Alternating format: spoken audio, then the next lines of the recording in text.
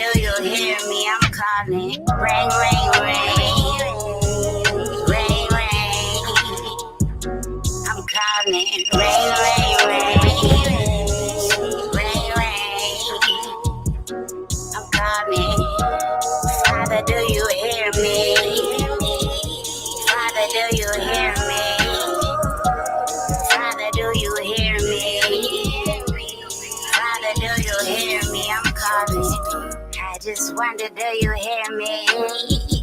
While I'm looking to the city, yeah, I'm bending down on my knees. While I'm talking to you softly, I don't know what to do. I'm really so confused. If my heart doesn't make it, at least I live my truth. Never been no one to give up. I gotta keep my head up. So Father, I'm calling your name. I really gotta make it. I'm working on my patience. I ain't trying to deal with this pain. I really gotta make it. I'm working on my patience. I ain't trying to deal with this pain. Father, I'm calling. Gotta pump the brakes cause I feel like I'm falling. Had to find my way in the dark, I was crawling.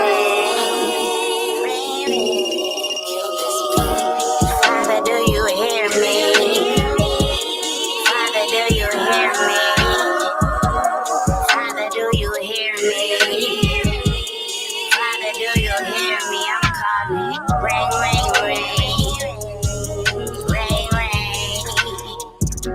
I'm calling. Ring, ring, ring. Ring, ring. I'm calling. Father, do you hear me? Father, do you hear me? Father, do you hear me? Clearing me the dawn, but one day I'll be gone. Will he forgive me for the man that I've become? When I consider that, I'm glad he ain't answer me back. Used to praise for that crap, ignorant to the pack. You gotta make with the snake. Now I'd rather be a great servant. New purpose, gotta make it through them gates, and the way is straight. Father, do you hear me? I'm calling. Do you hear me? Cool intentions when you giving arms. No fake love, no fake shalawams. Keep calm in the room for the vultures. Do it for God, don't do it for the culture. Let it be known. 5 smooth stones, hold it for the giants. Aim with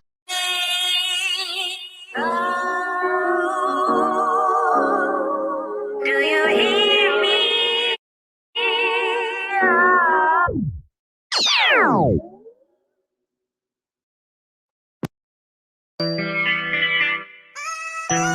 Forgive me, Father. Do you hear me?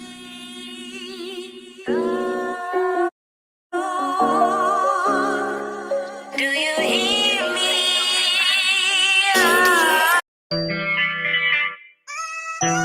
Forgive me, Father.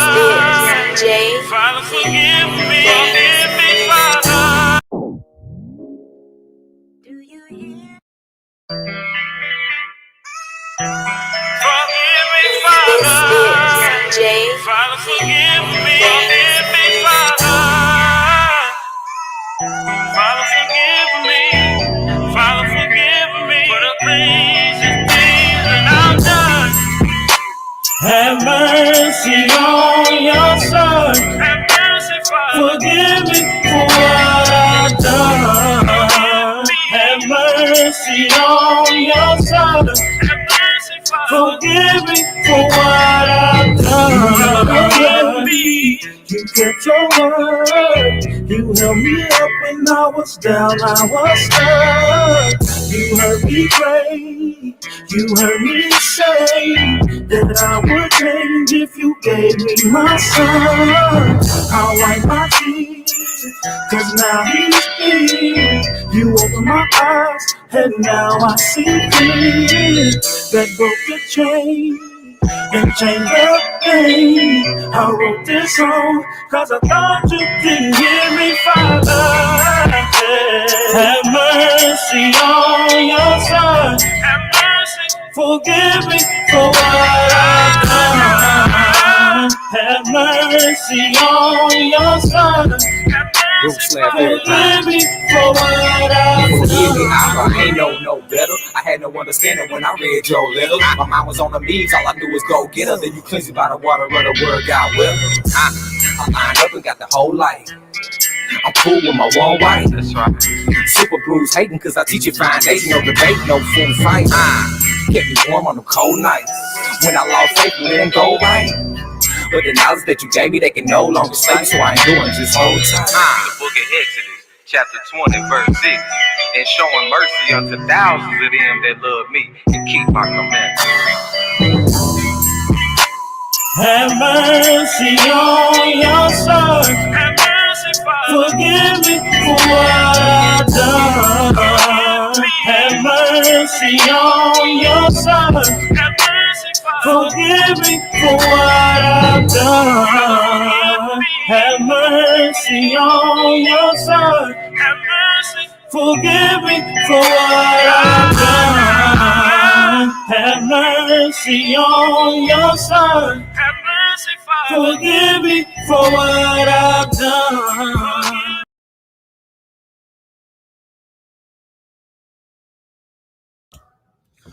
All right. Toda Rabbah, Shabbat Shalom to the brethren. All praises to the Most High. Thanks to his son Yahushua HaMashiach. I'd like to thank him for the mind and the ability he has given us to observe his Shabbat as we understand it on this day. And, just like to say what's up to everybody and shalom to my Aki Kafa. How you doing this morning? Well, this Boca.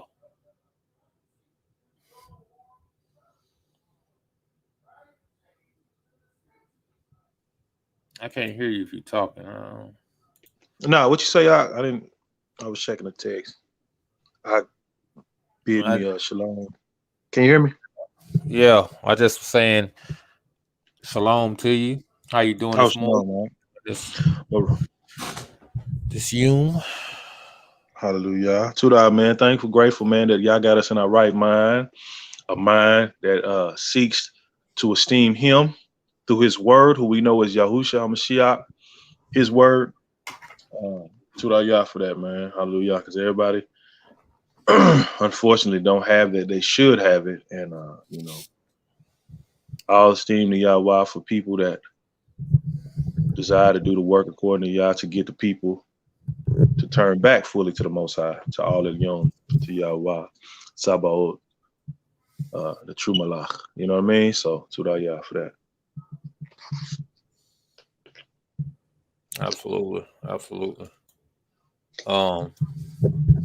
Well, today we've decided to bring to the brethren. Of course, we've done readings on scripture and expounded on what we've read many times. We did it on Ezekiel. We did it on the Apocalypse of Paul. We did it on Jeremiah. There's been quite a couple things in which we've read and spoken on, but we have in our readings and our studies came to the conclusion that a lot of the things that we are looking for to come to pass has already happened. And I think a large part of there being a looking is that a lot of people don't know the things that have happened. They don't know history. They know Jerusalem fell. They know Hamashiach said it was going to fall and all that, but they don't understand the magnitude in which that fall was. They don't know everything that was implied in that fall. A lot of scriptures that talk about that fall, people take those scriptures to mean something, still to come instead of something that's already happened. Of course, there is destruction still to come. Of course, there is, judgments and things still to come. But it's in a different context and it's for different reasonings. That's right. Yah's destruction of Jerusalem was to be absolute and it was to be major, because without that destruction, we wouldn't be scattered to the four corners of the earth. We wouldn't be without our inheritance. We wouldn't. A lot of the curses he promised couldn't be fulfilled if we still had,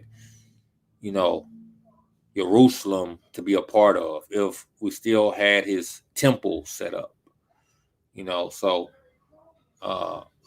all these things had to be destroyed. But the writings of Josephus is the place where you can find the most detailed accounts. True enough, there are other accounts, there are other writings about it, but most historians get their understanding from Josephus. That's why it's a well-known book. That's why it's been well publicized and put out, because he was a person who was on the front lines. He was actually there. He actually participated on both sides.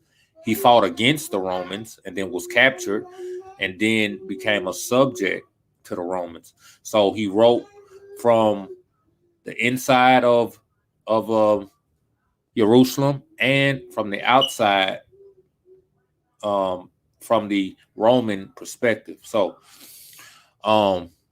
we decided to bring forth this information to the brethren so that they can know. And, true enough, you could download this writing for yourself. It's free on the internet. Just Google the Wars of the Jews PDF, and it should come up. If you can't find it that way, there's an audio book on YouTube, The Wars of the Jews. There also is another book, which he gives an account from Genesis, I want to say all the way up to Hamashiach's time, called The Antiquities of the Jews. But me and my brother will read what he's written and expound in certain areas and give scriptural context as we understand it and see it. So, Abba willing, these things will do over the course of time. It is a large book, very large book, over 300 and some pages. I think it's actually more than that, but we'll cover as many pages as we can, and then come back and come back and come back, Abba willing, to do other sections. So it'll be an ongoing thing, but this is the beginning of it. You got anything to say on that, Ab? No, Ak, you you covered everything in regards to that. That's what's going to be. Hallelujah. Well, we can get right on into this thing.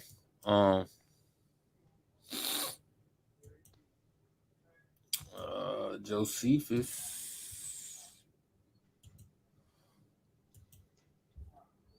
Before we start, let's start it with Pilar to Ab real quick. All right. Let's do that quick. Yeah. Baruch atah Ab Yahweh, Hina Malakah Olam, Tura Rabba Sham Yah Sham Mashiach Yahweh. Allah, we come to you. We thank you, Father Yahweh, for the day. We thank you for this this time of rest, this time of meeting, this time of appointment that you have stationed for us to have and to enjoy and to receive that of the Shamayim that comes from you. Father Yahweh, we ask you that you would help the people to see and comprehend these things, because they may not be familiar with the history, and that they may know that it's very needed to know, so you can know what had happened and to know what to expect in the future, so that they won't be confused in regards of things that they feel that's supposed to happen, that they may have the knowledge of knowing that it already had happened, so they can be in the right time frame and right time and space in line with what prophecy has spoken and what the truth is. Father Yahweh, we ask you that you would give us the ability, because you are our ability in the root, to articulate what needs to be articulated, and to simplify things that need to be made simple for people to hear, that they may hear, and people to comprehend, that they may comprehend, according to your root, Father Yahweh. We ask you that you would have your way in us, Father Yahweh. Your will and desire be done in us as it is in you, in Shemayim, Father Yahweh. So be it. Let your will be done in those Shah's name. We thank you, Father Yahweh. Hallelujah. So be it. Be it. Hallelujah. Hallelujah. Oh, yeah. My brothers, right? So he's the minister of prayer. He clicked off. He'll be back. I gotta wait to get him back in here before I click over. Get him back in here. But yeah, man, you know, we speak about a lot of things, me and my brother, and it probably sounds crazy to certain people, you know, when we say these things have happened, right? But we know prophecy. We've read Daniel, we've read Ezekiel, we've read these things. So when we read these things and we turn around and read Josephus, it's like this is what that is. You know, like it's not hard to see, you know, but we desire and feel as if, you know, Yah is making things plain so that his chosen people would be not deceived, right? Mm-hmm. It's people that fearmonger, you know, and they use these things maybe knowingly or unknowingly. Sometimes there's a long line of misunderstanding, Right, and of misinterpretation that gets passed down. So not to say that people who teaches different from these things are wicked, but just that they weren't effectively taught, so they in turn can't effectively teach others. So it becomes a long line of deception.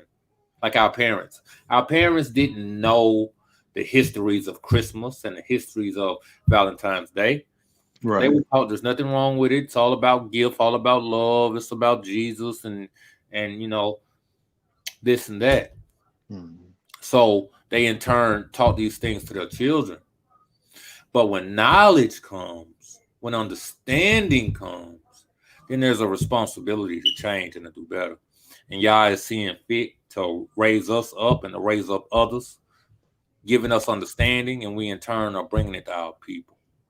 So, hallelujah. We're going to get right on into it. My brother's back.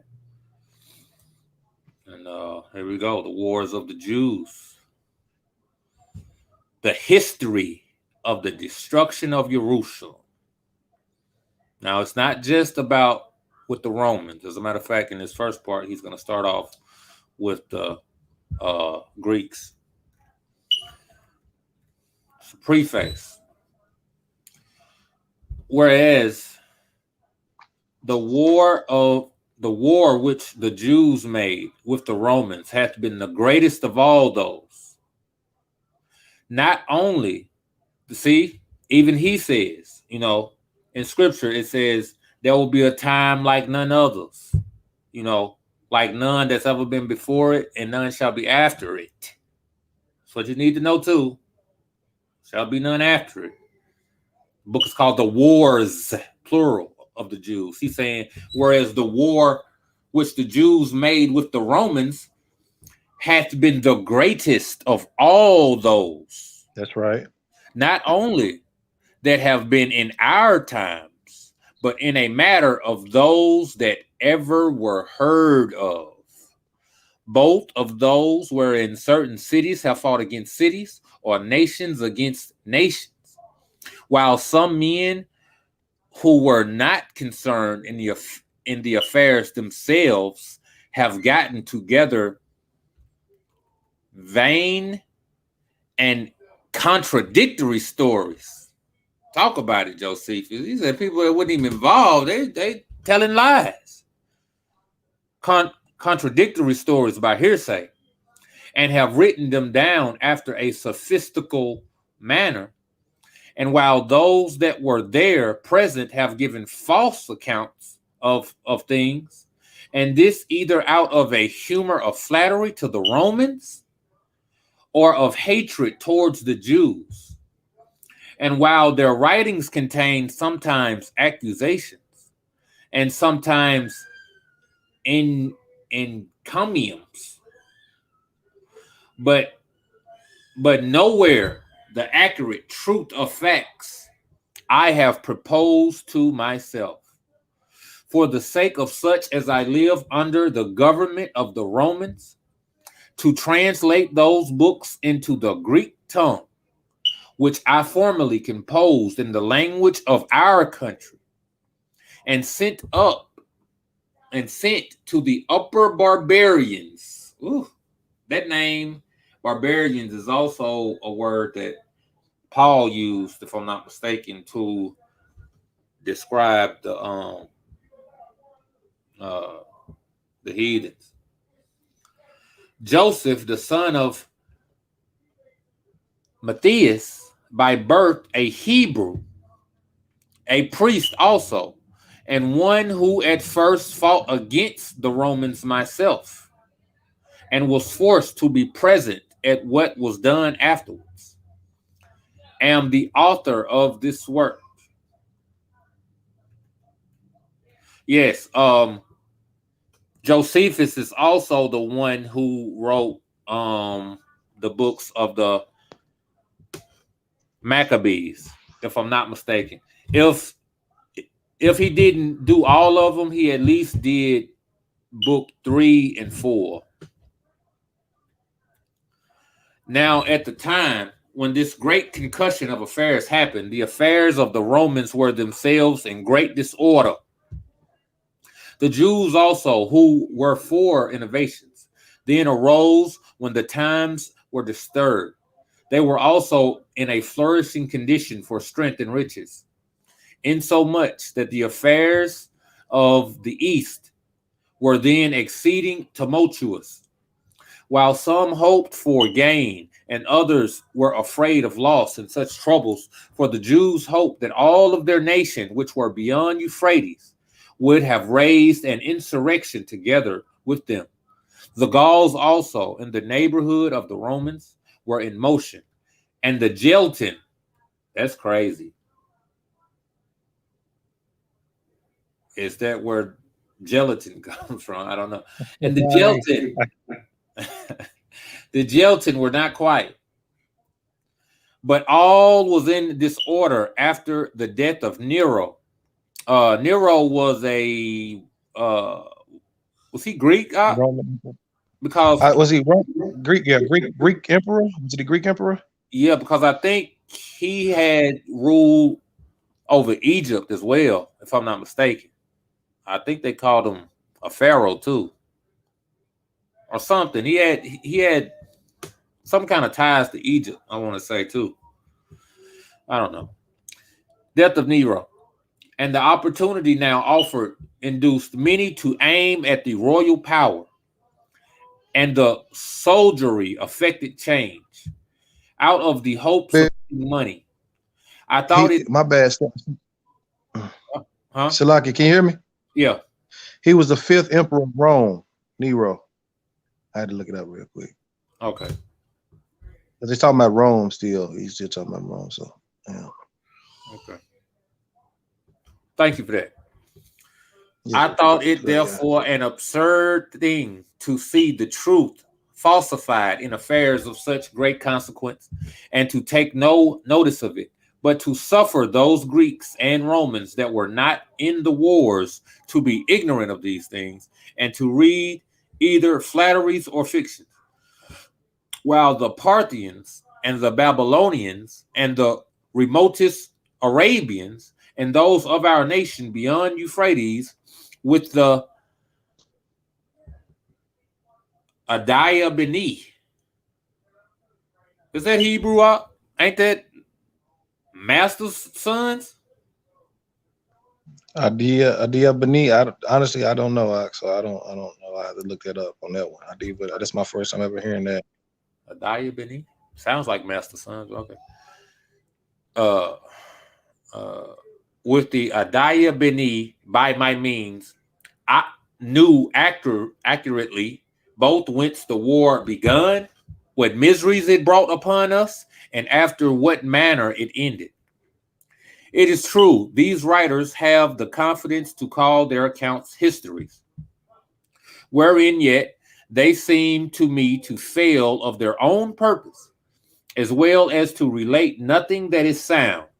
For they have mind to demonstrate the greatness of the Romans, while they still diminish and lessen the actions of the Jews, as not discerning how it cannot be that those must appear to be great who have only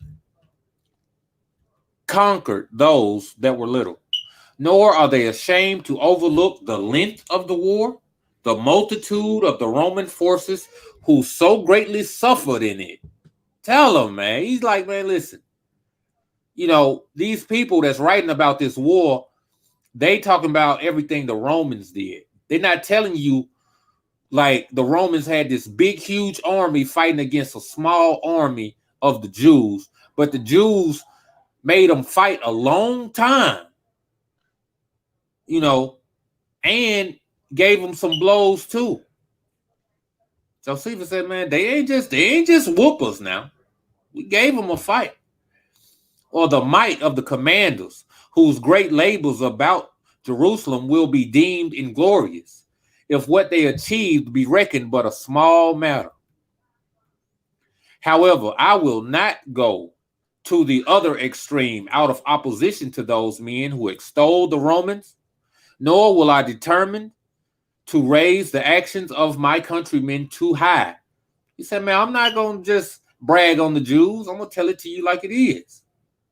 That's what's up. Equal balance. But I will prosecute the actions of both parties with accuracy. Yet shall I suit my language to the passions I am under. As to the affairs I describe, and must be allowed to indulge some lamentations upon the miseries undergone by my own country, for that it was a seditious temper of our own that destroyed it, and that they were the tyrants among the Jews who brought the Roman power upon us, who unwillingly attacked us. So the Romans unwillingly attacked us and occasioned the burning of our, I want to try to read it how it is, man. Just that H word gets me. Kadash Temple, you know. The Kodash Temple. I know It what you bothers mean. me, man. It bothers me. Titus Caesar, who destroyed it, is himself a witness, who daring the entire war pitied the people who were kept under by the seditious, these Pharisees and these people in high authority, and did often voluntarily delay the taking of the city and allowed time to the siege in order to let the authors have opportunity for repentance. But if anyone makes an unjust accusation against us, when we speak so passionately about the tyrants or the robbers or the sorely bewail the misfortunes of our country, let him indulge my affections therein, though it be contrary to the rules for writing history. Because it had so come to pass that our city, Jerusalem, had arrived at a higher degree of felicity than any other city under the Roman government, and yet at last fell into the sorest of calamities again. Accordingly, it appears to me that the misfortunes of all men from the beginning of the world, if they be compared to these of the Jews, are not so considerable as they were. He's telling you in so many words, ain't nobody lost. Ain't nobody had more hardship than what happened to the Jews at the fall of Jerusalem. Let me read that again, just in case Accordingly, it appears to me that the misfortunes of all men from the beginning of the world, if they be compared to these of the Jews, are not so considerable as they were. Mm-hmm. Meaning it don't compare. Right. While the authors of them were not foreigners neither. Look at that. Look at that. The people that caused these misfortunes were not foreigners. Our own people helped with this mess, with this craziness. A house divided. It couldn't stand. Right. It couldn't stand. Right. This makes it impossible for me to contain my lamentation. He said, man, listen, I know how I'm supposed to write this thing. He said, I'm supposed to be, unbiased. I'm supposed to be unemotional when I write to you. He said, y'all got to understand, this is some of the worst stuff that ever happened in the world. And my own people had something to do with it. So he said, it is impossible for me to contain my cries. That's what a lamentation is. My sorrow. It's crazy, man. Getting me emotional just thinking about it, just saying it.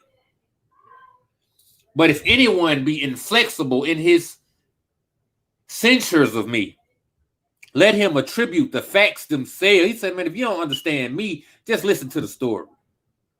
Let him attribute the facts themselves to the historical part and the lamentation to the writer himself only. However, I may justly blame the learned men among the Greeks who, when such great actions have been done in their own times, which upon the comparison quite eclipse the old wars, do yet sit as judges of those affairs and pass bitter censures upon the labors of the best writers of antiquity, which moderns, although they may be superior to the old writers in eloquence, yet are they inferior to them in the execution of what they intended to do.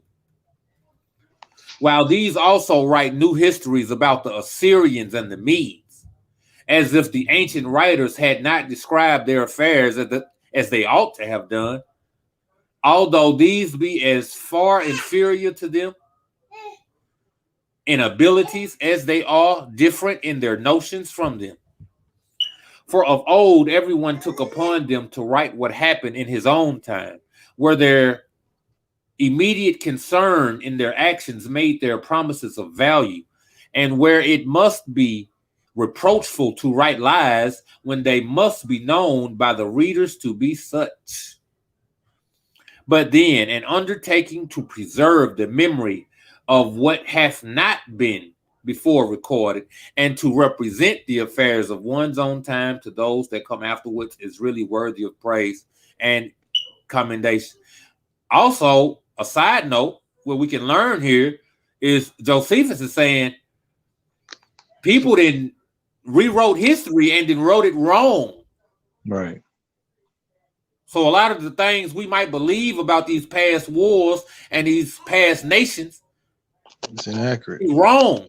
Like it's been heightened when it really wasn't all that. He telling y'all, listen, this what happened with Jerusalem is worse than all that. They trying to amp up stuff and make people great who wasn't great and make people less who wasn't less. I'm gonna tell you like it is.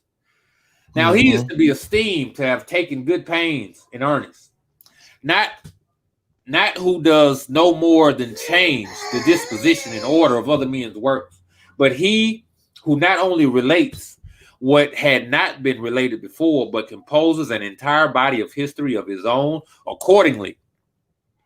I have been at great charges and have taken very great pains about this history, though I be a foreigner, and do dedicate this work as a memorial of great actions, both to the Greeks and to the barbarians.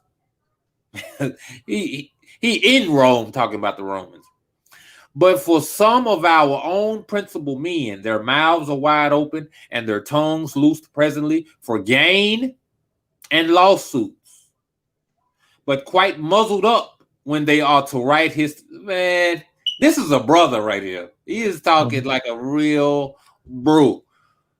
He said, man, for some of our own principal men, these people of high esteem, who you love, so their mouths are wide open. They're doing a whole bunch of talking, and they tongue loose presently, but it's for gain and for lawsuits. But quite muzzled up when they are to write history, where they must speak truth and gather facts together with a great deal of pain. They're doing a whole bunch of talking with lies, but when it's time to speak truth, they muzzled. We see that today. And so they leave the writing such histories to weaker people and to such as are not acquainted with the actions of princes. Yet shall the real truth of historical facts be preferred by us, how much soever it be neglected among the Greek historians. The people that know the truth ain't telling you the truth. That's what he's telling you. These people who know who was there, but they rather tell you lies for money and for gain. Same thing we see today. Ain't nothing changed. To write concerning the antiquities of the Jews, who they were originally, look at that. Look at that. That's telling you already it's been changed. Even in his time. It ain't just started. Who they were originally and how they revolted from the Egyptians and what country they traveled over and what countries they seized upon afterward and how they were removed out of them. I think this not to be a fit opportunity and on other accounts also superfluous. And this because many Jews before me have composed the histories of our ancestors very exactly, as have some of the Greeks done it also, and have translated our histories into their own tongue and have not much mistaken the truth in their histories. Hallelujah, because y'all wouldn't let him. He wanted this thing to go forth and to be known. Right. But then, were the writers of these affairs and our prophets leave off? Thence shall I take my rise and begin my history. Now, as to what concerns that war which happened in my own time, he's telling you. What they don't tell you, I'm going to tell you. If they didn't cover it, I'm going to cover it.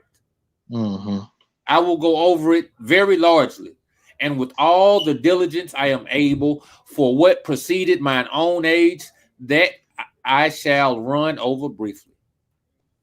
For example, I shall relate how Antiochus, who was named Epiphanes, took Jerusalem by force and held it 3 years and 3 months. 3 years and 3 months. And was ejected out of the country by the sons of Ozymandias. After that, how their posterity quarreled about the government and brought upon their settlement the Romans and Pompey. How Herod also, the son of Antipater, dissolved their government and brought Saracens upon them. As also how our people made a sedition upon Herod's death, while Augustus was the Roman emperor and Quintilius Varus was in that country, and how the war broke out in the 12th year of Nero with what happened to Cestius, and what places the Jews assaulted in a hostile manner in the first sallies of the war. As also I shall relate how they built walls about the neighboring cities, and how Nero, upon Cestius's defeat, was in fear of the entire event of the war, and thereupon made Vespasian general in this war, and how this Vespasian, with the elder of his sons, made an expedition into the country of Judea. What was the number of the Roman army that he made use of? How many of his auxiliaries were cut off in all Galilee, and how he took some of its cities entirely and by force, and others of them by treaty and on terms. Now, when I am come so far, I shall describe the good order of the Romans in war and the discipline of their legions, the amplitude of both the Galilees with its nature and the limits of Judea. And besides this, I shall particularly go over what is peculiar to the country, the lakes and fountains that are in them, and what miseries happened to every city as they were taken, and all this with accuracy, as I saw the things done or suffered in them. For I shall not conceal any of the calamities I myself endured, since I shall relate them to such as know the truth of them. After this, I shall relate how, when the Jews' affairs were become very bad, Nero died, and Vespasian, when he was going to attack Jerusalem, was called back to take the government upon him.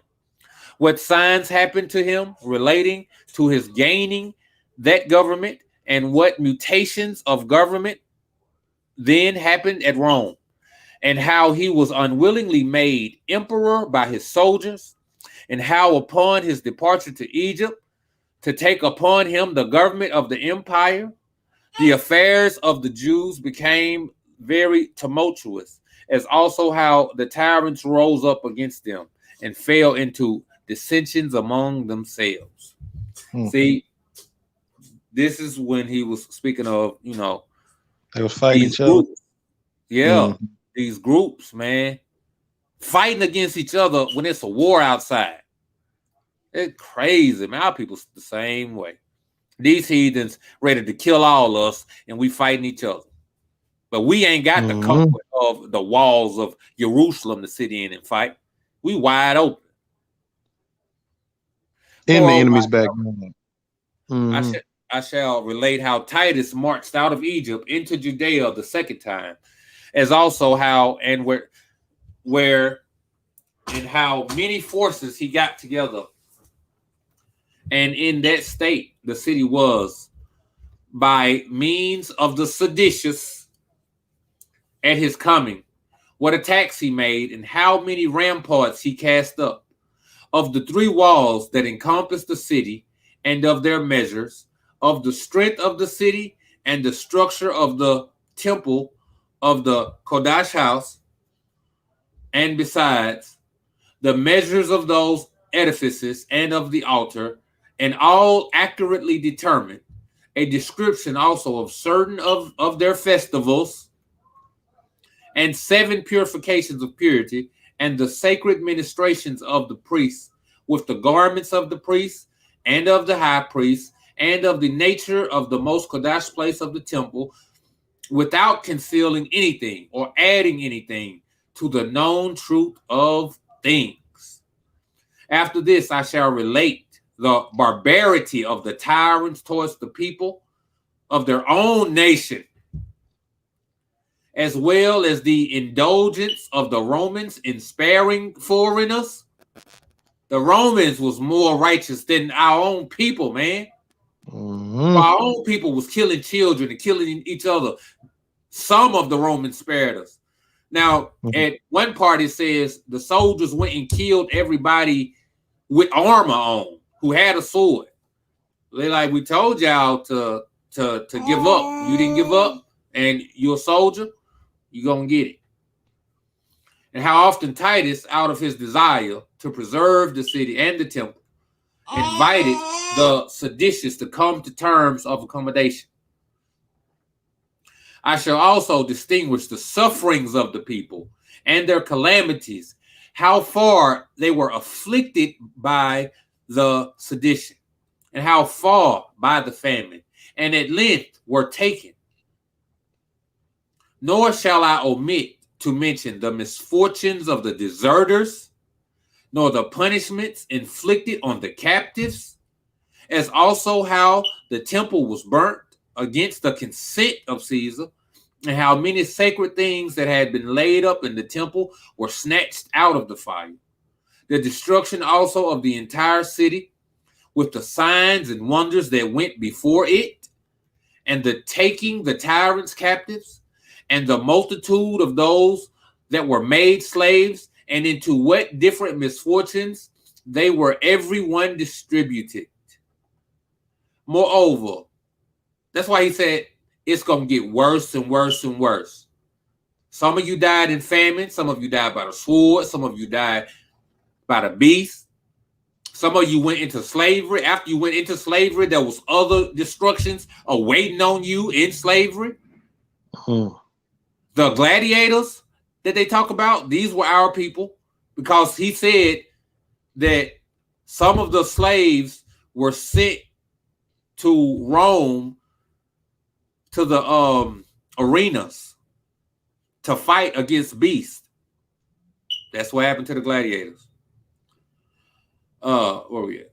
Moreover, the Romans did to the remains of the wall what the Romans did to the remains of the wall, and how they demolished the strongholds that were in the country.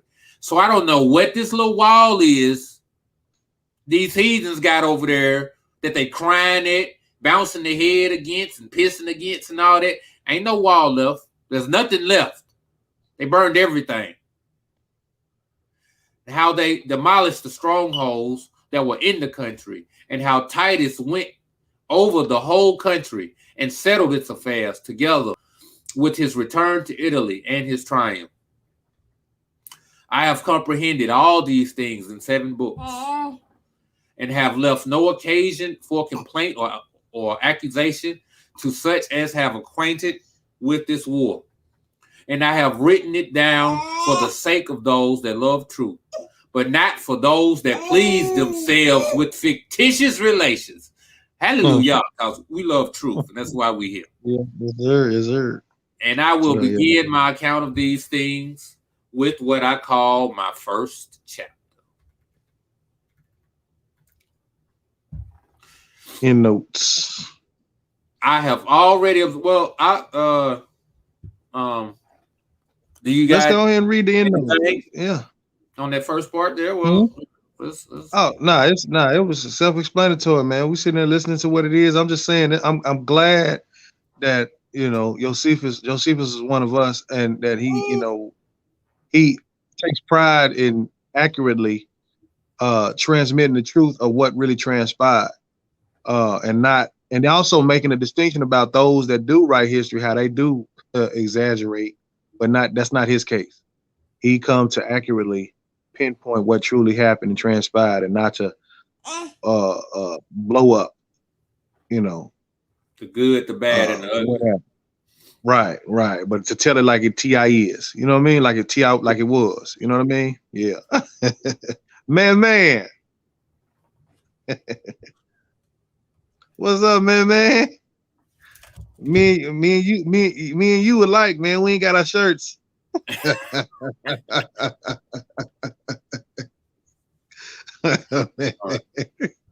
right, let's go. I have already observed more than once that the history of the Jewish war was. Oh no, this is a note. This is a cliff note by somebody else.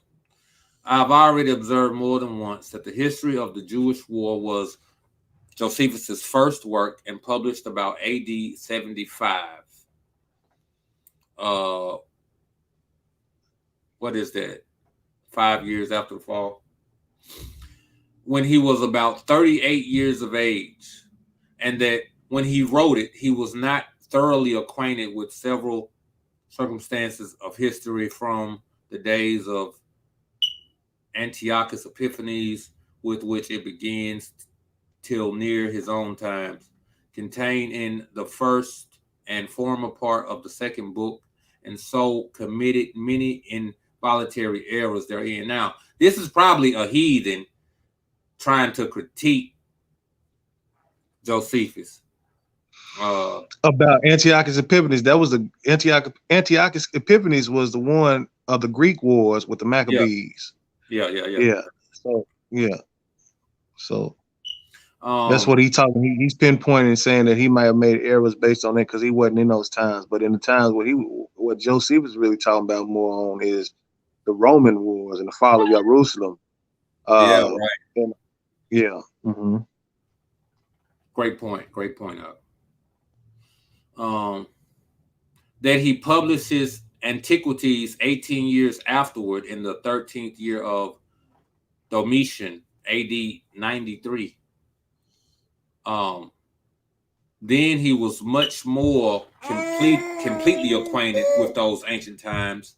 And after he had perused those most authentic histories, the first book of Maccabees and the chronicles of the priesthood of John Hyrcanus, etc., that accordingly he then reviewed those parts of this work and gave the public a more faithful, complete, and accurate account of the facts therein related.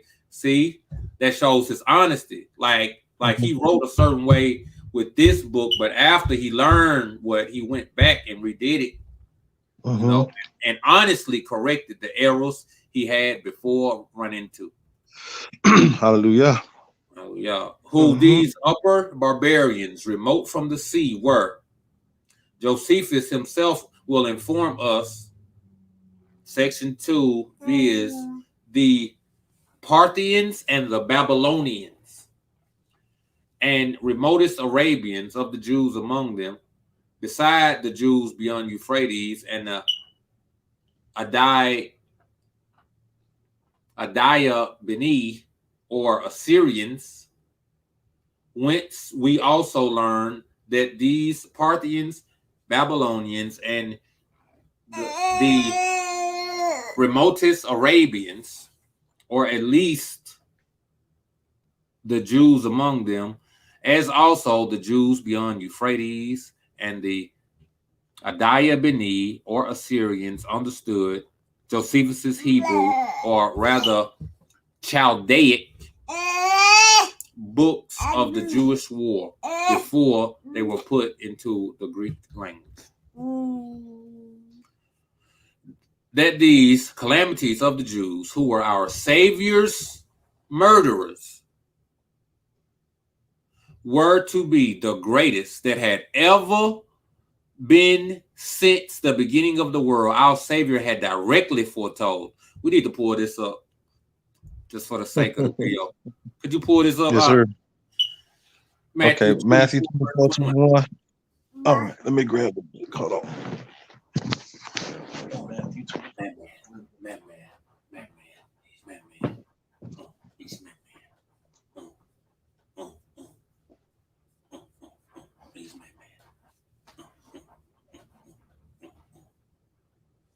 You gotta chill. Let's sit up. Let's sit up and listen to the book. What that means? Did your mama change your butt? You been in there acting a fool with your mama? You was in there acting a fool with your mama. You was being bad. You gotta be good. All right, I'm starting with Matthew 24:21. All right. And Matthew 24:21, and it reads, Matthew 24:21, and it reads, for at that time there would be great suffering, such as has not been from the beginning of the world until now, nor and never will be. Now, we start at 19 for me. All right. This is good. This is real good. For that. 19, it says, woe to those who are pregnant and to those who are nursing infants in those days. You know why? Because they're going to eat their children. They're going to eat their children. This is the siege of Jerusalem. This is the destruction of Jerusalem taking place. This is what he's talking about. Matter of fact, man, oh yeah. I mean, I want to do this for the sake of the people. That's what I'm looking for. I'm doing it for the sake of the people. That's why I'm going to bring this out, okay? Let's, hold on. Let me pull it up in the scripts. Let's see. Matthew chapter 24. Matthew 24. We're gonna start from the beginning so we can let the people know what is really being said instead of going halfway. Because sometimes, you know, some people don't be going back to do no research. So let's help them. Hold on. I want to share it on screen. All I right. want Yes, people to see sir. it. Yes, sir. Yes, sir. Uh,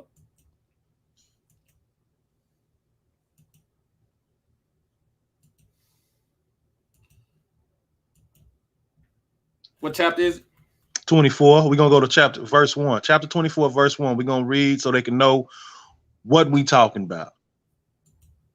What Mashiach is talking about, and who is what it's talking about. You know, what is concerned. You know, it's talking about Jerusalem, man. It's talking about the destruction of Jerusalem. All right. The last days of Jerusalem. Mind you, before that, in 23, the Mashiach went up and he cried, and he was like, Jerusalem, Jerusalem, the city that kills its prophets and stones those who are sent to it. How often I have desired to gather you gather your children together as a hen gathers her brood under her wings, and you were not willing. See, your house is left to you desolate, talking about Jerusalem. For I tell you, you will not see me again until you say Baruch haba b'shem Yahweh, meaning blessed is he who comes in the name of Yah. Then it goes on to 24 to say this, what we're about to read. That's right. I thought you were starting at 1. I am. I just went to real quick to sharing what was said before that chapter. Okay. At the end of 23, it was talking about Jerusalem, and he's still going on talking about Jerusalem. So it said, and Yahusha went out and departed from the temple, and his Talmudim disciples came to him for to show him the buildings of the temple, right? And Yahusha said unto them, see ye not all these things? Verily, I say unto you, there shall not be left here one stone upon another that shall not be thrown down. And as he sat upon the Mount of Olives, the Talmudim came unto him privately, saying, tell us, when shall all these things be? And what shall be the sign of thy coming and the end of the world? Mind you, talking about the world, Jerusalem and thing. And Yahusha answered and said unto them, take heed that no man deceive you. For many shall come in my name, saying, I am Mashiach, and shall deceive many. And you shall hear of wars and rumor of wars. See that you be not troubled, for all these things must come to pass, but the end is not yet. For nation shall rise against nation, and kingdom against kingdom, and there shall be famines and pestilence and earthquakes in diverse places. All these are the beginning of sorrows. Then, listen, then shall they deliver you up to be afflicted, and shall kill you, and you shall be hated of all nations for my name's sake. Talking to his Talmudim now. They were still around before Jerusalem got destroyed, and they went through these things. And then shall many be offended, and shall betray one another, and shall hate one another. And many false prophets shall rise, and shall deceive many. And because iniquity shall abound, the hob of many shall wax cold. But he that shall endure unto the end, the same shall be saved. And this basura of the kingdom of the Malchut shall be preached in all the world for a witness unto all nations, and then shall the end come. When ye therefore see the abomination of desolation spoken of by Daniel the Nabi stand in the Kadash place, whosoever readeth, let him understand, or let him comprehend. This is talking about in Jerusalem, in the land. Listen, then let them which be in Judea flee into the mountains. Let him which is on the housetop not come down to take anything out of his house. Neither let him which is in the field return back to take his clothes. Before I go to 19, I want to say something real quick that Josephus said early in the thing about about Vespasian. When he went to he was circling around Jerusalem. Then the death of the emperor came, and then he had to become I guess, like, for lack of a better word, inaugurated as the emperor for the thing, because he left. Remember, he came, he was there for a little bit, then he left. And they gave us space and time for those that was here that took heed to the Mashiach's word to leave and flee to the mountains. But that's another thing. We'll get into that. And woe unto 19. It says, and woe unto them that are with child, and to them that give suck in those days. But pray ye that your flight be not in winter, neither on the Shabbat day. For it says, for then shall be great tribulation, such as was not since the beginning of the world to this time, no, nor ever shall be. And except those days, I'm gonna let you. If you want to elaborate on that, you can, man. But that's what Mashiach said. He said, "For there shall be great tribulation, such as was not since the beginning of the world to this time, no, nor ever shall be." This is the worst of the worst, is what he's saying. And except those days should be shortened, there should no flesh be saved. But for the elect's sake, those days shall be shortened. Then, if any man shall say unto you, Lo, here is Mashiach, or there, believe it not. For there shall arise false Mashiachs and false Nabim, and shall show great signs and wonders, inasmuch that if it were possible, they shall deceive the very elect. Behold, I have told you before. Wherefore, if they shall say unto you, Behold, he is in the desert, go not forth. Behold, he is in the secret chambers, believe it not. 27. For as the lightning cometh out of the east and shineth even unto the west, so shall also the coming of Ben Adam, the Son of Man, be. For wheresoever the carcass is, there will the eagles be gathered together. 29. Immediately after the tribulation of those days shall the sun be darkened, and the moon shall not give her light, and the stars shall fall from Shemaim, and the powers of Shemaim shall be shaken. 30. And then shall appear the sign of Ben Adam and Shemaim. Real Yeah. quick. Yeah. I feel like that could be in Revelation, where it talks about how Satan being cast out and a war in the Shemaim. Mm-hmm. Like, I could be wrong, but I just feel like even in Revelation, when it talks about the persecution of the woman and all that, right?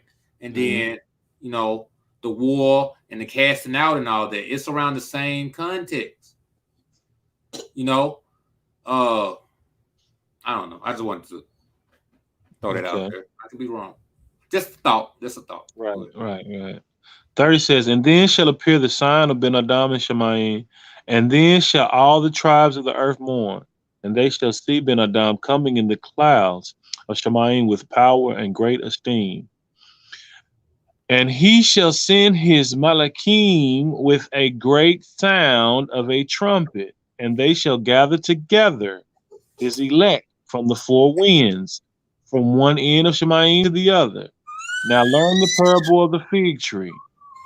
When his branch is yet tender, and putteth forth leaves, ye know that summer is nigh. So likewise you, when you shall see these things, know that it is near, even at the doors.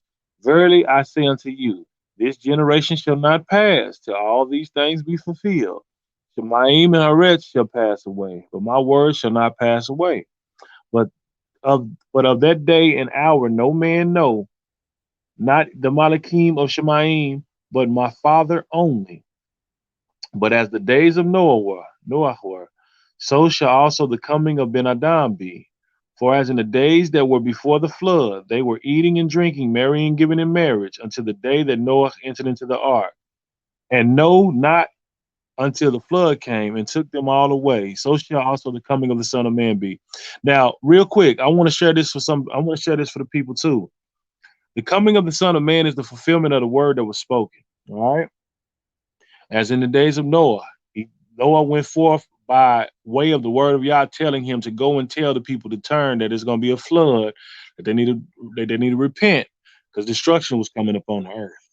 Now, when Noah entered into that ark, the coming of that promise was the revelation of the Son of Man, which is who is he? He is the word of Yah coming to pass.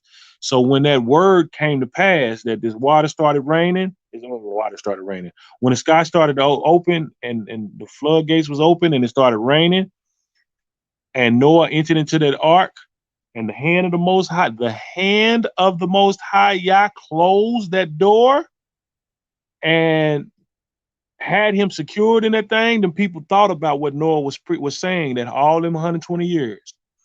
And then they really, and then this stuff started happening that they ain't never seen, because it wasn't raining in those days. Then they ran to the ark, knocking on the door, expecting Noah to open it. Noah was like, man, I can't even if I wanted to, because Yah closed it. But when you read that story of Noah, it said the hand of Yah closed the door. You see what I'm saying? So the coming of the Son of Man, or Ben Adam, is the coming of the word that was pronounced. The fulfillment of that word. That's why he said, my word, heaven and earth will pass away, but my word shall not. It's gonna happen. So I want to continue on. And it says, and no, it says 40. Then shall two be in the field, the one shall be taken, the other left. Two women shall be grinding at the mill, the one shall be taken, and the other left. Watch therefore, for ye know not what hour your dawn doth come.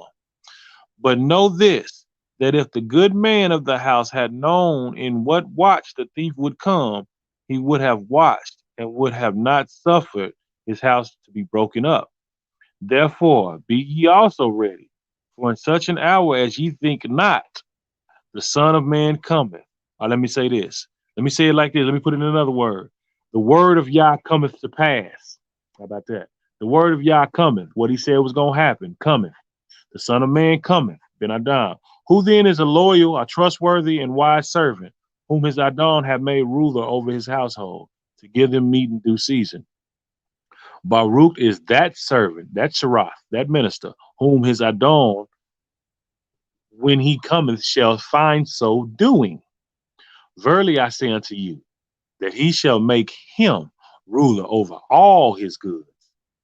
But, and if that evil servant, or Abed, Sharath, shall say in his heart, my dawn delayeth his coming, and shall begin to smite his fellow servants, and to eat and drink with the drunkard, the dawn of that servant, the master of that servant, shall come in a day when he looketh not for him, and in an hour that he is not aware of, and shall cut him asunder, and appoint him his portion with the hypocrites.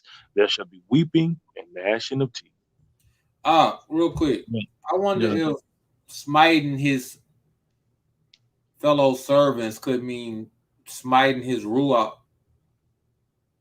that he, rejects what's right and starts doing what's wrong, because it's other books that says we each have ministering malachim that would serve you in a way, right? These are the ones, or your, conscience or whatever. These are the ones that aid you to keep you in the way. So if you rebuke them and rebel against them, it can be seen as a smiting. I'm just trying to look at it Right. spiritual side. It say, yeah, because it say beat. It say smite there and then beat. Then one can go to the to the Greek and then find out the word that they use in the Greek to get a better context of how it was used or what they chose to use in that area like that, right? And then make a comparison with the Hebrew and that thing right there. But you can beat, you can murder mouth someone, right? You can beat, fight against someone's character or someone thing with your words, with words of your mouth. I see what you're saying. That is a spiritual context in that. So whether this is literal or physical, literal or ruach, or spiritual, uh, you know, but y'all bring full clarity on that. But I see both. You know, one Yeah. can beat his fellow servants with literally, and beat on them with their mouth. You know what I mean? His Mouth. brothers, rebuking the gathering of yourselves together with your brethren to go and hang out with the drunken and the gluttonous. Mm-hmm. That's happening too. Oh yeah, that is really happening. Yep. Yeah. Man, so all esteem to y'all, man, for these things, man. And then he said it's not gonna be this that happened is not gonna be like, it ain't gonna be as such to the magnitude. It's not gonna even ever happen again like that. What we just read earlier. Let me get my words together, man. Let me go back to where he said that. I understand it. Okay, let me go here.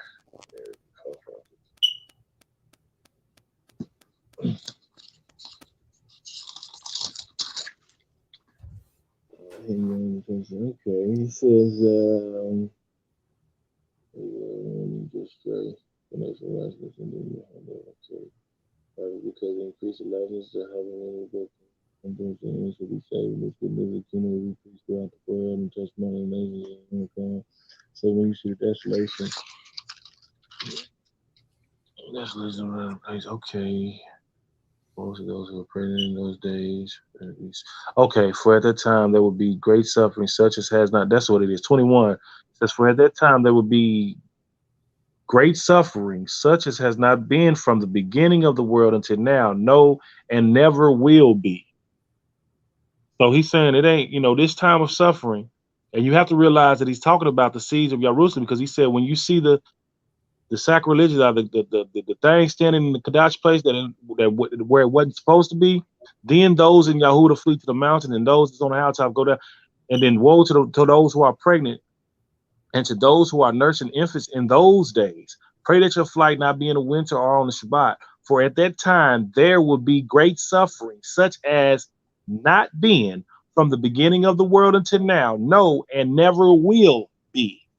So the reason why I'm emphasizing on this right here is because there is not going to be another time that's going to be as worse as it was then, nor would it ever be. And if you think that or teach that, then you are calling Mashiach a liar. You calling the word of God a lie. Oh, that's when it gets deep. That's when it gets deep. And it could be because you don't understand, but we come here today to give you that understanding, and you're responsible now. You're responsible. And, you really got to kind of address it. See, one thing about truth, it's one thing for you to know it, but when you got to stand for it and not let others speak falsehoods, that's when that thing get a little different, because it's like, better. So it's called upon you to do the hard thing and say, now, hold on now. That ain't what that means. That's not what they say. Then you get the finger pointed at you. Then you be a rebel rouser. Then you be, called, persecuted against. But this is what the scripture is. This is what Hamashiach's talking about. He said, I call you to do these things. I call you to be righteous. I call you to be, just and the light bearers against the darkness.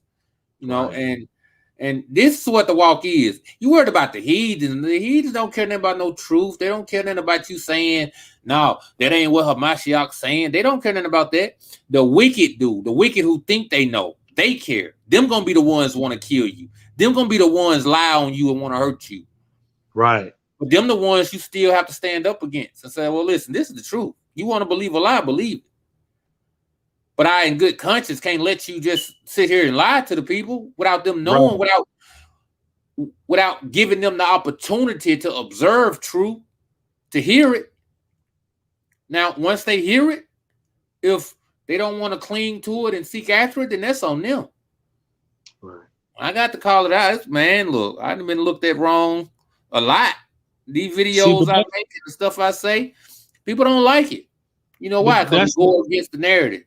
Right. I was gonna say, Shalakia, that's what Mashiach told us. He said, look, Baruch to you when all men speak bad of you or ill of you and falsely for my name's sake. That they did, he said, rejoice when these things happen, for great is your reward in Shamayim, for they also did the prophets that way. Yirmiyahu, I just read that today.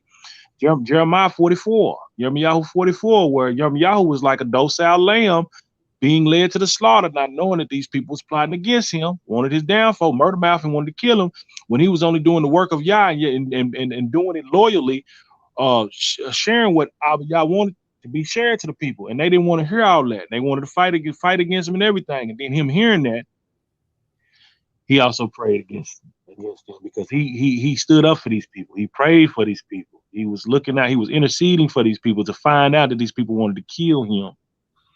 So, it does good because, like I said, most of these ideas or most of these understandings that people have was given to them by way of Christian pastors and people that went to seminars and cemeteries, seminars, and they give the idea off, and then they take that and run with it, and then it like bled off into even in this Hebrewic walk.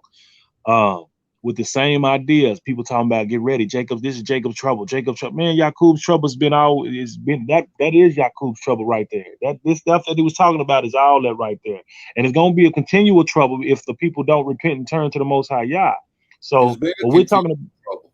Yeah, There's been a continual trouble, but people are looking for some kind of a culmination that's already happened.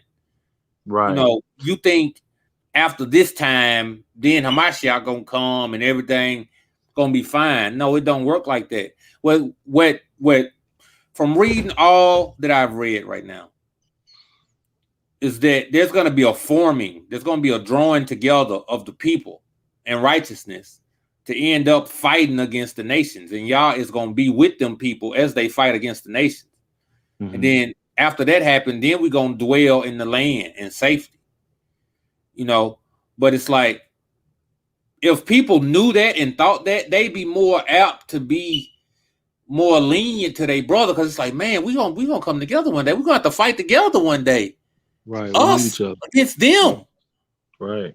But you don't got that mindset. You worried about who going to hell as if you going to the Malkuth. Like, you gotta like really kind of get a little humble and just be more, you know, caring and affectionate towards one another, man. Mm-hmm. And equal. Yeah, that's what Mashiach said. He said a new commandment really wasn't a new command. He gave a command to them, and the command was to ahab one another. That's the command that he gave. You know what I mean? That we ahab one another, man. And you know, you have to be a judge amongst yourself to see if you really ahabing one another. Well, maybe you don't fully comprehend what ahab. Okay, are you giving? Are you really giving to one as you would have one with that you would want yourself, you know, be treated? Are you treating someone that you would want to be yourself to be treated? Are you really ahabing your brother as yourself? You see what I'm saying? Let me tell you something. If I drink a special type of water, right, and my brother thirsty, I'm not going to go give him no cheap water. I'm gonna give him the same type of water I drink, because it got the, you know, it got the good electrolytes and all that. His pH balance is right. I'm not physical. I'm going to go give him the same drink I drink. You see what I'm saying? If I don't drink it, he ain't going to drink it. I'm not going to. That's not how am I having my brother as myself. So when I'm seeing him, the truth, that's how we supposed to be in this walk, man. When you see your brother, you're supposed to see yourself. Rather that be, you know, whatever that is. You looking at you. All right. We a body. So I'm looking at my body. I'm looking at me. Think I'm gonna give me the worst? Nah. If I got the ability to get the best, I'm gonna give myself the best. Therefore, I'm gonna give my brother the best. That's just how it is to it, man. That's how it's supposed to be. And you fall short to that, you are not fulfilling that command, man. I'm being honest. I'm being true. You're not fulfilling that command. You can fool yourself to think you are, but you know, you'll find out when you face to face with the judge. That's a bad time to find out you're wrong. Right. Ain't no time to fix it after that. Yeah. Well, man, let's get back into this thing. He said, you know, that these calamities of the Jews who were our Savior's murderers. Quit blaming the heathens for every damn thing. We did it. We hung the Most High's word on a stick and crucified because of our own evil hearts, and still doing it to this day. When the truth comes, people rebel, they rebuke, they condemn. Who is you? See, you're a rebel. You know, people ain't doing that but breaking the book. Were to be the greatest that had ever been since the beginning of the world. Our Savior had directly foretold in Matthew 24:1, Mark 13:19, Luke 21:23 and 24. And that they prove to be such accordingly. Josephus is here a most authentic witness. Titus, these 7 or rather 5 degrees of purity or purification are enumerated hereafter. BV chapter 5, section 6. The rabbins make 10 degrees of them, as Reelin there informs us. Okay, the wars of the Jews, of the history of the destruction of Jerusalem, book 1, containing the interval of 167 years from the taking of Jerusalem by Antiochus Epiphanes to the death of Herod the Great. How the city of Jerusalem was taken and the temple pillaged by Antiochus Epiphanes, as also concerning the actions of the Maccabees, Matthias and Judas, and concerning the death of Judas.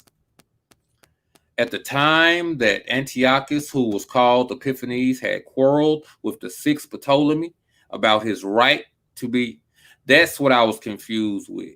I had Ptolemy and Nero confused. About his right to the whole country of Syria, a great sedition fell among the men of power in Judea, and they had a contention about obtaining the government, while each of those that were of dignity could not endure to be subject to their equals. See, that's what, same thing, man. However, Onias, one of the high priests, got the better and cast the sons of Tobias out of the city, who fled to Antiochus and besought him to make use of them for his leaders and to make an expedition into Judea, the king being thereto disposed beforehand comply. You see how wicked these people is? They're going to go and get an enemy to come raid they country. Mm-hmm. Tell me if my people ain't the same, man. Yesterday and today. Damn. For real. They rather destroy the whole thing. Oh, what's going on?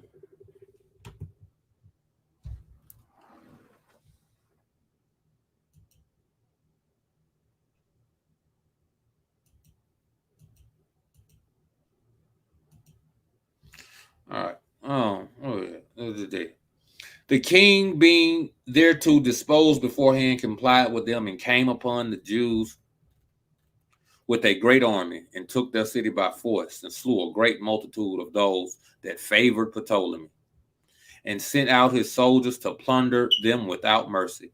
He also spoiled the temple and put a stop to the constant practice of offering a daily sacrifice of explanation for 3 years and 6 months. That's 3.5. That sounds like 3.5 to me. What you think? Exactly. Time and half time. Mm-hmm. Time and half a time. That's it. 3.5. And cause look, a time, year and a half. A year and a half is 3. Half of a year and a half, 6 months. That's it. I don't know. Maybe my math is off. This is what people looking for to happen for the 3.5 years of good and the 3.5 years of bad. Some old heathen stuff somebody gave them. Mm-hmm.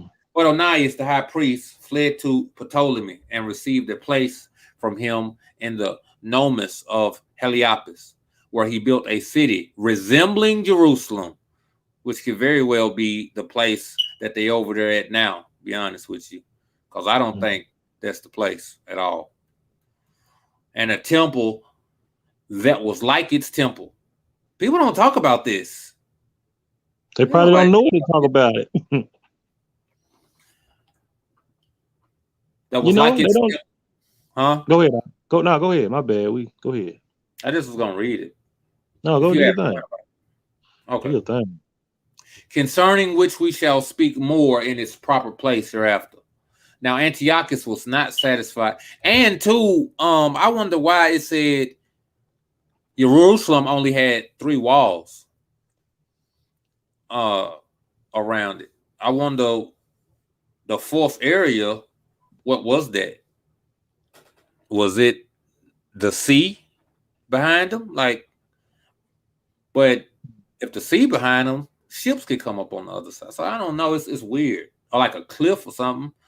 Could have been a cliff on the other side of them. I don't know. Now, Antiochus was not satisfied either with this unexpected taking the city or with its pillage or with the great slaughter he made there. But being overcome with his violent passions and remembering what he had suffered during the siege, he compelled the Jews to dissolve the laws of their country and to keep their infants uncircumcised, and to sacrifice swine's flesh upon the altar. This is what, it happened again. It happened a second time at the fall. They did the same thing, against which they all opposed themselves, and the most approved among them were put to death. Approved because they kept the law and said no, they weren't going to listen. And here you got people running to take a damn vaccine that they not being forced to. You got people that gave up their lives to keep the laws and statutes. We got Negroes compromising for talk. Mm-hmm. I don't know how to say that. Bachides. That's what I thought. Mm-hmm. Also, who was sent to keep the fortresses, having these wicked commands, joined to his own natural barbarity, indulged all sorts of the extremest wickedness, and tormented the worthiest of the inhabitants man by man, and threatened their city every day with open destruction, till at length he provoked the poor sufferers of the calamity of his wicked doings to avenge themselves. Accordingly, Matthias, the son of Asmoneus, one of the priests who lived in the village called Modin, armed himself together with his own family, which had 5 sons of his in it, and slew Bachides. Could be Bachides. Bacchides.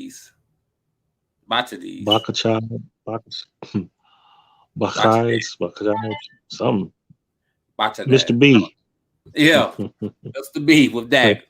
And thereupon, out of the fear of the many garrisons of the enemy, he fled to the mountains, and so many of the people followed him that he was encouraged to come down from the mountains and to give battle to Antiochus's generals. When he beat them and drove them out of Judea, so he came to the government by this his success and became the prince of his own people by their own freaking consent, then died, leaving the government to Judas, his eldest son. So this man is who we know of as Judas Maccabees' father, but I don't think he was called that in the book, was he? When he called something else? Yeah, I don't think. No, he wasn't called Maccabee. I know he wasn't called Judas, but Maccabee ain't that name? Ain't a Maccabee? Ain't that name or something? Yeah, Maccabees. Yeah, so he's a Maccabee. But his I don't know his name called, per se. No, it was Matthias. My bad. Matthias. That's the name. The village called Matthias. Yeah, Matthias. And okay, Matthias is the one who he's talking about, who ascended to the government because he was voted to the government, and his sons reigned after him. I'm tripping. I'm thinking this guy for some reason, but he's the one who died. Okay, now Judas, supposing that Antiochus would not lie still, gathered an army of his own countrymen, and was the first that made a league of friendship with the Romans, and drove Epiphanes out of the country when he had made a second expedition into it. Now, he made a league of friendship with the Romans against the Greeks. Yeah, true that. Right? And drove Epiphanes out of the country when he had made a second expedition into it, and this by giving him a great defeat there. And when he was warmed by his great success, he made an assault upon the garrison that was in the city. And let's be real. Our people love both these nations today with no understanding of history of what was done to our people by these people. You know, you want your Greek yogurt, you want to be in the mafia, you want to, your spaghetti and your fettuccine and all this stuff. You love these people's stuff. Want to claim gangster? They come from them in Italy. Right. And it's like these people have destroyed us and have played a part in our destruction. And, love these people, man. Crazy how we've just embraced our captors and hate our brethren. Mm-hmm. And Hamashiach had to see that. Walking through these cities, he y'all been Hellenized. And y'all like it. Like Paul and all the apostles going through these different countries and seeing how our people act and how they talk. Like, man, what's wrong with y'all? Don't you know your heritage? Don't you know where you come from? Is it any benefit in being a Jew? Much, much indeed. Anyway, wait.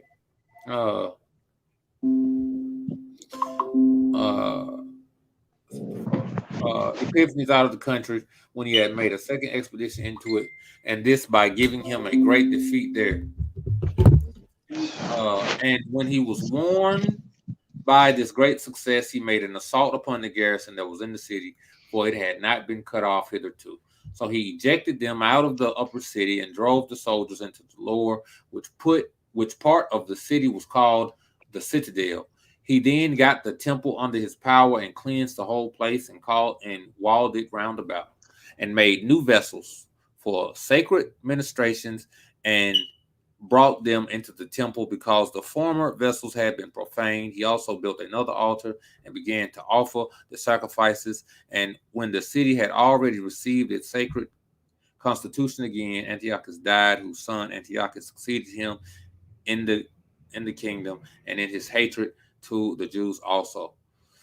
This is where we get the whole the feast of dedication from, because he rededicated the things that were profaned. He rededicated them to the Most High. Yeah. So this Antiochus got together 50,000 footmen and 5,000 horsemen and 80 elephants and marched through Judea into the mountainous parts. He then took Bethsura, which was a small city, but at a place called Beth Zacharis, where the passage was narrow. Judas met him with his army. However, before the forces joined the battle, Judas's brother Eleazar, seeing the very highest of the elephants adorned with a large tower and with military trappings of gold to guard him, and supposing that Antiochus himself was upon him, he ran a great way before his own army, and cutting his way through the enemy's troops, he got up to the elephant. Yet could he not reach him who seemed to be the king by reason of his being so high, but still he ran his weapon into the belly of the beast and brought him down upon himself and was crushed to death, having done no more than attempted great things and showed that he preferred esteem before life. Now he that governed the elephant was but a private man, and had he proved to be Antiochus, Eleazar had performed nothing more by this bold stroke than that it might appear he chose to die, when he had the bare hope of thereby doing a esteemed action. Nay, this disappointment proved an omen to his brother Judas how the entire battle would end. It is true that the Jews fought. Why did it happen again?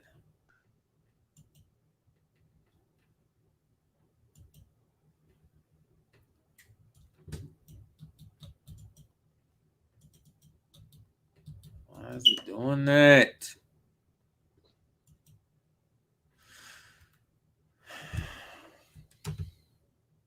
All right. It is true that the Jews fought it out bravely for a long time, but the king's forces, being superior in number and having fortune on their side, obtained the victory. And when a great many of his men were slain, Judas took the rest of them and fled to the toparchy of Gophna. So Antiochus went to Jerusalem and stayed there but a few days, for he wanted provisions and so he went his way. He left indeed a garrison behind him, such as he thought sufficient to keep the place, but drew the rest of his army off to take their winter quarters in Syria. Now that the king was departed, Judas was not idle, for as many of his own nation came to him, so did he gather those that had escaped out of the battle together, and gave battle again to Antiochus's generals at a village called Adasa. And being too hard for his enemies in the battle, killing a great number of them, he was at last himself slain also. Nor was it many days afterward that his brother John had a plot laid against him by Antiochus's party, and was slain by them. Yeah. I'm here. Hit this for me. What's Read that? it. Okay, Take over. concerning this, all right, chapter 2. Concerning the successors of Judas, who were Jonathan and Simon and John Hyrcanus. When Jonathan, who was Judas' brother, succeeded him, he behaved himself with great circumspection in other respects, with relation to his own people, and he corroborated his authority by preserving his friendship with the Romans. He also made a league with Antiochus, the son. Yet was not all this sufficient for his security, for the tyrant Trypho, who was great guardian to Antiochus' son, laid a plot against him, and besides that, endeavored to take off his friends, and caught Jonathan by a wile, as he was going to Ptolemais to Antiochus, with a few persons in his company, and put him in bonds, and then made an expedition against the Jews. But when he was afterward driven away by Simon, who was Jonathan's brother, and was enraged at his defeat, he put Jonathan to death. However, Simon managed the public affairs after a courageous manner, and took Gazara and Joppa and Jamnia. How you say it? Jamnia. Yeah, that's it. Okay, which were cities in his neighborhood. He also got the garrison under, and demolished the citadel. He was afterward an auxiliary to Antiochus against Trypho, whom he besieged in Dora, before he went on his expedition against the Medes. Yet could not he make the king ashamed of his ambition, though he had assisted him in killing Trypho, for it was not long ere Antiochus sent Cendebeus,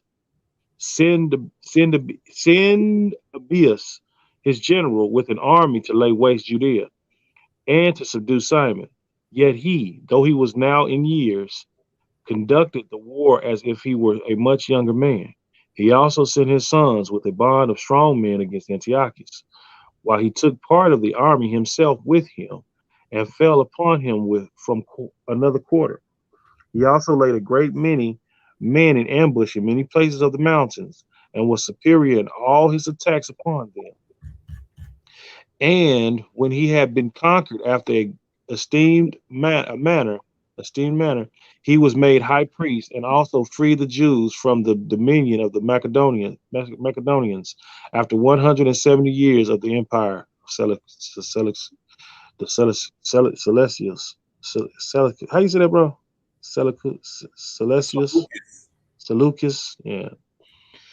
Says this Simon also had a plot laid against him, and was slain at a feast by his son-in-law Ptolemy, who put his wife and 2 sons into prison, and sent some persons to kill John, who was also called Hyrcanus. But when the young man was informed of their coming beforehand, he made haste to get to the city, as having a very great confidence in the people there, both on account of the memory of the esteemed actions of his father, and of the hatred that could not be bare to the injustice of Ptolemy. Ptolemy also made an attempt to get into the city by another gate, but was repelled by the people, who had just admitted of Hyrcanus. So he retired. So he retired presently to one of the fortresses that were about Jericho, which was called Dagon.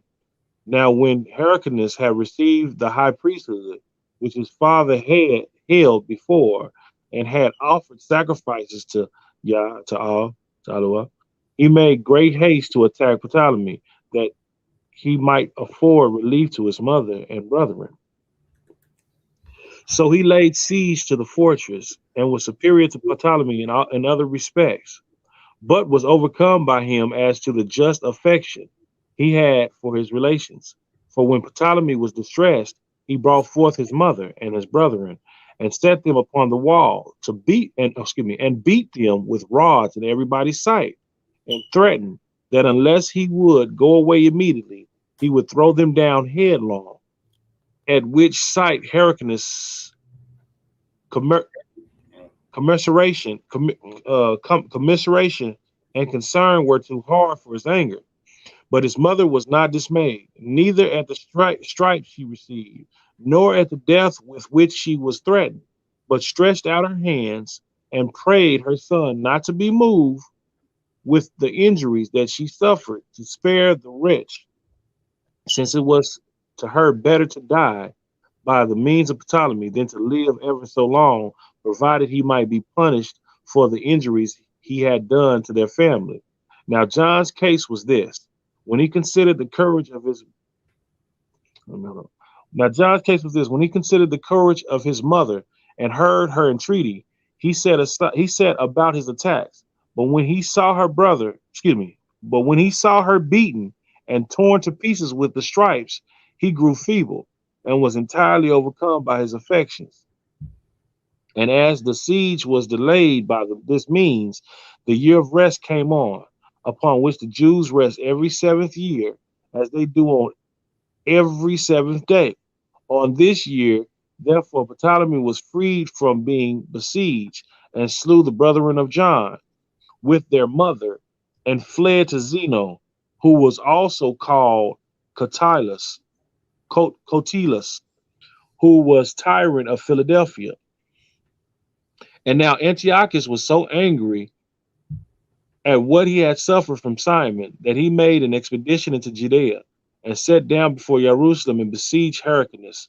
But Hyrcanus opened the sepulchre of Daud, who was the richest of all kings, and took thence about 3,000 talents in money, and induced Antiochus by the promise of 3,000 talents to raise the siege. Moreover, Wow. he took some of that money out that thing. Go ahead, Art.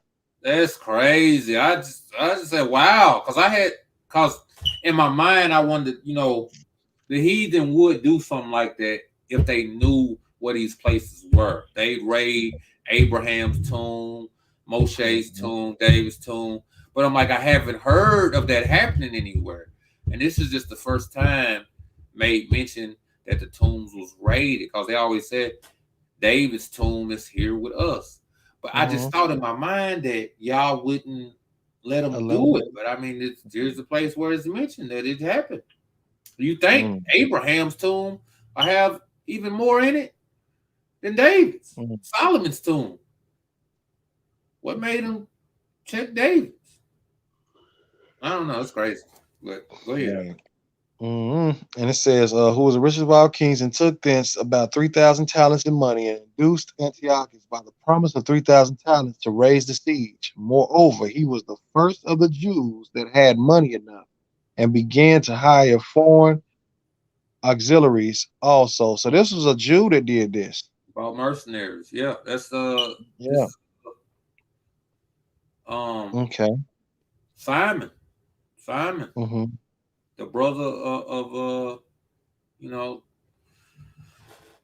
Judas and all them, because it stayed in the line. I think he was akin to Hyrcanus too, or am I lost completely? So now Antioch was so angry at what he had suffered from Simon that he made an expedition to Zea, set out for Jerusalem, and and besieged Hyrcanus. But Hyrcanus opened up the sepulchre of David. So Hyrcanus is a Jew. He the man that was the high priest. He was appointed high priest because his daddy was high up and all that, right? So he took that, Mm-hmm. got into a fight with Ptolemy. Ptolemy is he's a Greek. He's the Greek emperor. Antiochus is Mm-hmm. under Ptolemy. You know, he like the general or whatever of the army, if I'm not mistaken. So Antiochus is fighting with Hyrcanus, who is now the not a king, but he's like the governor of the people now, and a governor and a high priest who takes it upon himself to open up the sepulchre of David to pay off Antiochus. No, to thousand money and induce Antiochus. Yeah, yeah, he paid him off to hold him off. To raise the siege. Mm-hmm. Go ahead, Yeah. go ahead. You don't see. 6. Okay. 6 says, however, at another time when Antiochus was gone up an expedition against the Medes, and so gave Hyrcanus an opportunity of being revenged upon him, he immediately made an attack upon the cities of Syria, as thinking what proved to be the case with them, that he should find them empty of God troops, right? So he took Madaba, and Samia with the towns in their neighborhood, as also Sechem and Shechem, Gerizim, Shechem. And Gerizim. And besides these, he subdued the nations of the Kuthians, who dwelt around about the temple, which was built in imitation of the temple. At It's an imitation of the temple At Jerusalem. at Jerusalem. He also took a great many other cities of Idumea and Adrian and Maricel. Hey, so they made a copy of the original Jerusalem. And And what the was the reason for that? And the temple. Hmm. All right, I'm gonna get into that later. I'm gonna see that. He also proceeded as far as Samaria, where is now the city Sabast, which was built by Herod the king, and encompassed it all round with a wall, and set his sons Aristobulus, Aristobulus, and Antigonus, Antigonus, Gonus, over the siege, who pushed it on so hard that a famine so far prevailed within the city that they were forced to eat what never was esteemed food. Mm. It says they was forced to eat what never was esteemed food. They also invited Antiochus, who was called this Sazazinus. How you say that? that Caesarzinus. Oh, these words, man. I be massacring him, huh? Sazinus. Sazakinus, Sacinus, or Sazinus, to come to their assistance, whereupon he got ready and complied with their invitation, but was beaten by Aristobulus and Antigonus. And indeed, he was pursued as far as Scythopolis, Scythopolis, Scythopolis, Yeah, Scythopolis, by yeah. these brethren, and fled away from them. So they returned back to Samaria and shut the multitude again within the wall. And when they had taken the city, they demolished it and made slaves of its inhabitants. And as they had still great success in their undertakings, they did not suffer their zeal to cold, but marched with an army as far as Scythopolis, and made an incursion upon it, Incursion. and laid waste incursion upon it, and laid waste all the country that lay within Mount Carmel. But when these successions of John and his sons made them be envied, and occasioned a sedition in the country, and many there were who got together and would not be at rest till they broke out into open war, in which war they were beating, in which war they were beaten. So John lived the rest of his life very happily, and administered the government after a most extraordinary manner. And this for 33 entire years together. And this for 33 entire years together. He died, leaving 5 sons behind him. He was certainly a very happy man, and afforded no occasion to have any complaint made of fortune on his account. He it was who alone had 3 of the most desirable things in the world: the government of his nation, and the high priesthood, and the gift of prophecy. For the deity conversed with him, and he was not ignorant of anything that was to come afterward, inasmuch that he foresaw and foretold that the 2 eldest sons would not continue masters of the government. And it will highly deserve our narration to describe their catastrophe, and how far inferior these men were to their father in felicity. So it's Aristobulus and what's the other one? Aristobulus and Antioch, not at some Gonolus, Antigolus, what is his name? Antigolus, Antigonus. Golus, I think Antigonus, right here. Antigonus. Yeah, I'm talking about Antigonus. Antigonus. He's go there. So Yeah, I know, right? is these the sons of John, right? Hold on. I was supposed to Antigonus. His sons. Yeah, that's his sons. Yeah, that's his son. Herod was the king and compassed all around the wall and set his sons, Antibolus and Antigonus. So there's that Herod's sons. I'm thinking like I think Harry came from them, from one of them or something. Who was beaten by. Oh, okay, go up real quick. Go up some more, right quick. You know, when we was talking about, when we go back to, okay, right there it says, okay, he also proceeded as far as Samaria, whereas the now the city of Sabas, which was built by Herod. Okay, it was built by Herod, and it compassed it. Okay, it compassed it all around with the wall and set his son. And said, okay, now who was he talking about? He also. These I are gotta go up a little Herod's bit more. sons. These are Herod's sons. But Okay, let's go.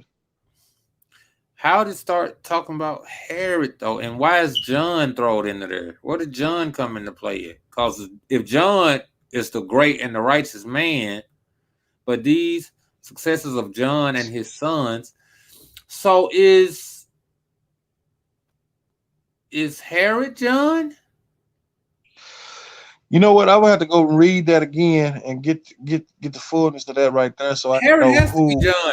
Herod has to be John. I can look, but these successors of John and of his sons made them be envied and occasioned by a sedition in the country, right? But here, if the sons are Aristobulus and Antigonus, right? They also invited Antiochus, who was called to come to their assistance, whereupon he got greedy and complied with their invitation, but was beaten by Aristobulus and Antigonus, and indeed he was pursued as far as the Scythopolis by these brethren, led them away. Yeah, if the 2 sons in play is Aristobulus and Antigonus, these are the sons of Herod. And if Aristobulus and Antigonus is referred to as being the sons of John, then John is Herod. Look, these successors of John and of his sons made them be envied.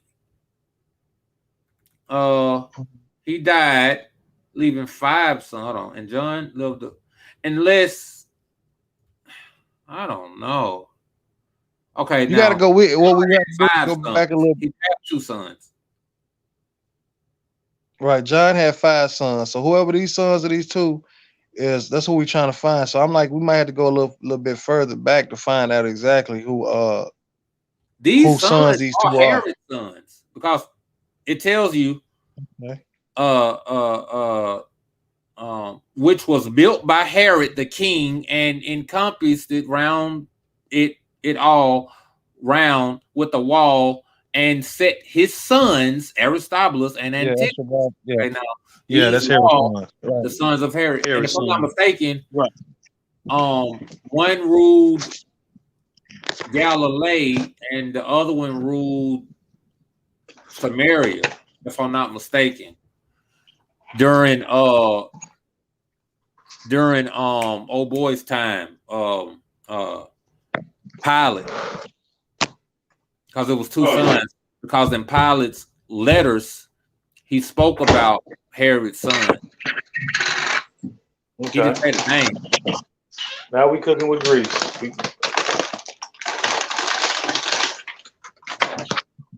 Now we could. My bad, huh? I'm trying to figure out why was John just thrown in here when his name ain't mentioned nowhere else up here. Like, where did John even Now come? is John a part of the Maccabee? Because he say they the things that they did was like esteemed. It says, but then these successes of John and of his sons made them be envied. It says, so John is the resident government and most man 43. But it has to talk about these successes, though. These successes that they speaking of up here in this thing is about Aristobulus and Antigonus. I don't know. That's what confuses me. So I'm trying to figure out, it's weird though. It's just weird. So John lived his life and happiness, but why is there no talk of John up here though? It's the only thing that's throwing me off. Because here we talking about Antiochus. We talking about you got to go up a little. Probably got to go up a little more. We got to go up a little more. Now, if Simon is called John, that's so this is a Maccabean. Is this a Maccabean? See, this is the thing. It says go up a little more because remember, John's mother was the one that's being beat.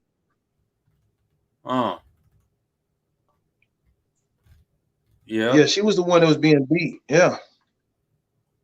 So this John, I just hope you're hooked on. Could he be a Maccabee? What is it? It's about the Maccabees because I remember this story in the Maccabees. Mm-hmm. Right. But you know what? It's cool. Let's just get on into chapter 3 and then. And Simon also had a plot. Oh, you moved too fast. I'm about to read it. We'll read it afterwards. We'll get into it. That's fine.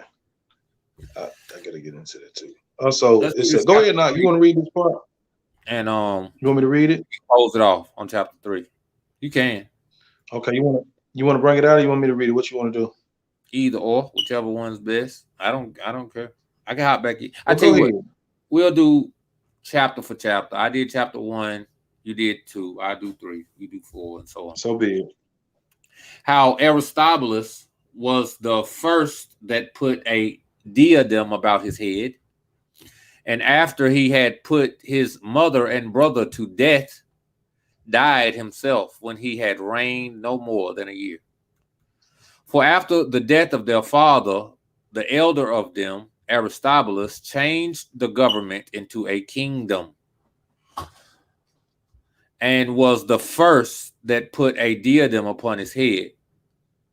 We need to see what a diadem is, because if I'm not mistaken, that's what the Pope That's what a high priest. Well, the high priest wear a diadem up on their head, and they have like the little crown, like a turban type crown type thing on their head with the with the Yod Hey Wah Hey on Yod Hey Wah Hey on the frontal lobe, like a diadem, like, you know what I mean? It's a crown. It's a crown. That's what it when you Google pictures of it, the Queen of England comes up. And it's a crown with jewels on it. And it's all female crowns. It ain't got nothing to do with man crowns. It's all for women, which is crazy. That's like some marine spirit type stuff or something. That female root, man. Because it ain't a man on here. When you look up diadem, it's all women stuff. Here's a man. He like a priest type dude. It's a king diadem. But you mostly see women with it though. That's crazy. First put a diadem upon his head. 471 years and 3 months after our people came down into this country, when they were set free from the Babylonian slavery. Now of his brethren he appeared to have an affection for Antigonus, who was next to him, and made him his equal. But for the rest, he bound them and put them in prison. He also put his mother in bonds for her contesting the government with him. For John had left her to be the governess of public affairs. He also proceeded to that degree of barbarity as to cause her to be pined,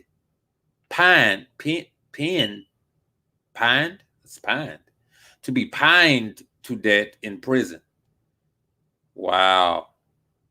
The heathens still do this to this day. The Greeks act like that. But this is a Jew, though. Well, no. This is an Edomite, because of his Herod's sons, they're Edomites. At least half and half. Right. That's right. Half and half. Yeah. So yeah, real quick, I know you probably already said, but diamond's a crown jewel. So jewel crown. So he was the first one to put that on. But yeah, he an Edomite. Edomite is half and half. Esau. So okay, number 2. It says, but vengeance circumvented him in the affairs of his brother how you say that out? Antigonus. Yeah. Whom he loved.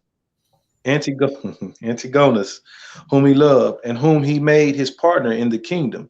For he slew him by the means of a calumnies which ill men about the palace contrived against him. At first, indeed, Aristobulus would not believe the reports, partly out of the affection he had for his brother, and partly because he thought that a great part of these tales were owing to the envy of their relators. However, as Antigonus came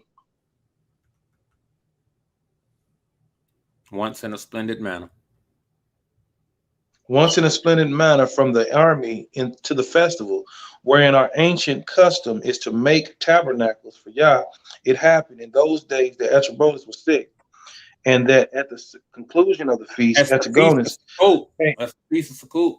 Yeah, Feast of Sukkot, right? Tabernacles. Antigonus came up to it with his armed men about him, and this when he was adorned in the first manner possible, and that in a great measure to pray to Yah on the behalf of his brother. Now at this very time, it was that these ill men came to the king and told him in what a pompous manner the armed men came, and with what insolence Antigonus marched, and that such his insolence was too great for a private person, and that accordingly he was come with a great band of men to kill him, for that he could not endure this bare enjoyment of royal honor when it was in his power to take the kingdom for himself.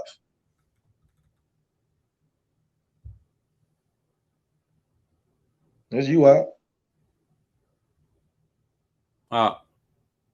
That's you. We read verse for verse, remember? Oh, okay. Well, no, I said chapter for chapter. Oh, okay, my bad. Now I was wondering why you hopped in there like that, but I was just gonna let you have it. My bad. Go ahead then. If it was you, I didn't mean to intrude. I thought I misunderstood, bro. I heard. I don't know why I heard verse for verse. You said chapter. Go ahead then. My bad.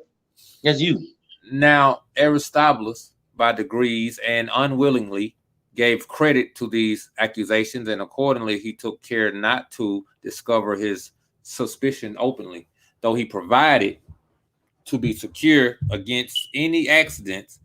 So he placed the guards of his body in a certain dark subterranean passage, for he lay sick in a place called formerly the Citadel, though afterwards its name was changed to Antonia.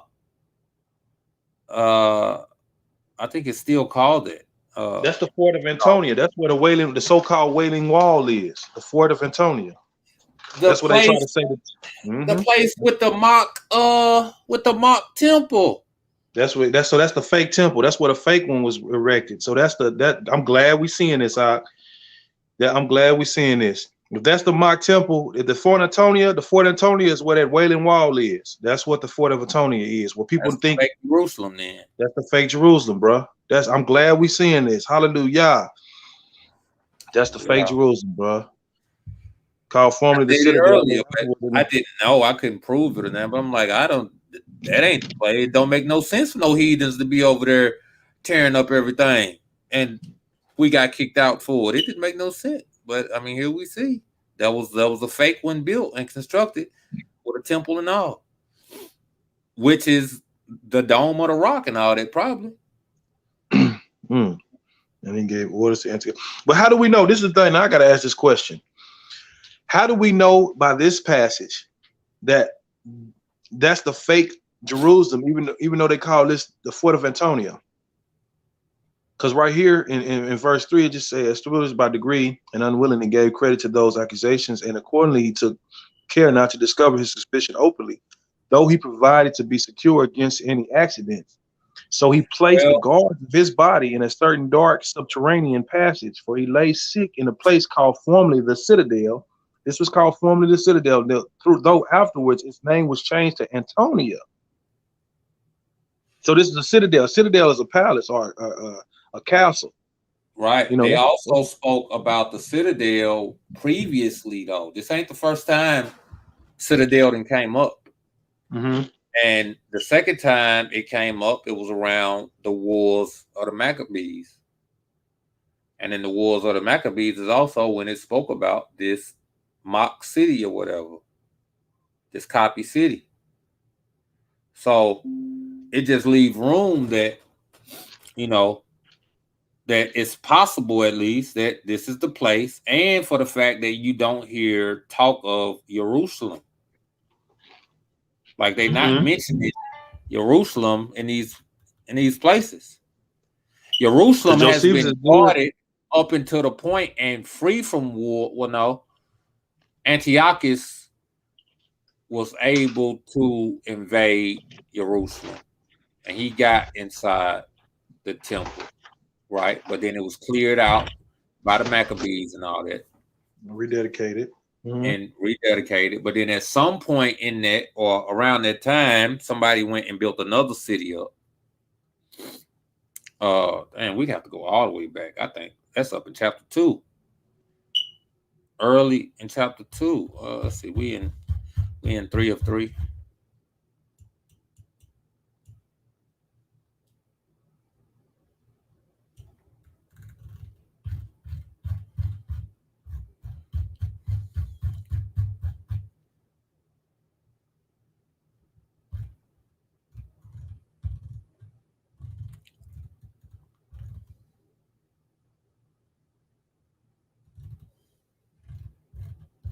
That's all the way up in 1.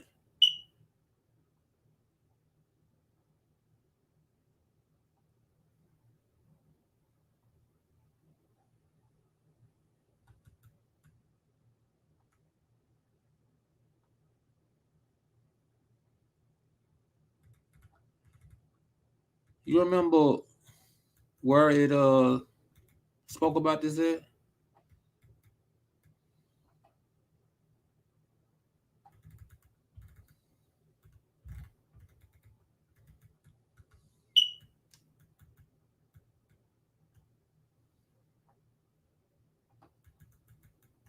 That's before all this. Gotta be up in 1.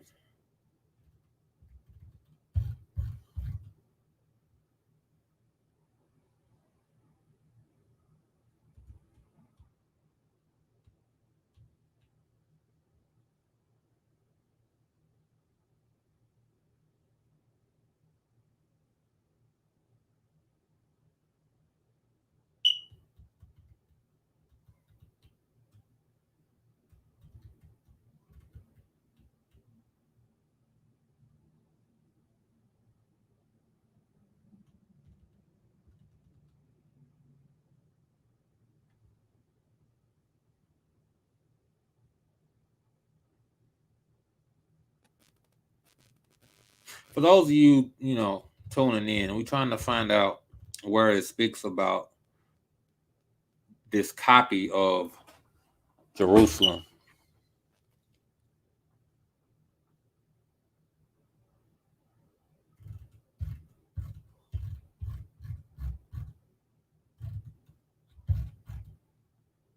Yeah, to make a also What do we hear to about? What show around that to time? show where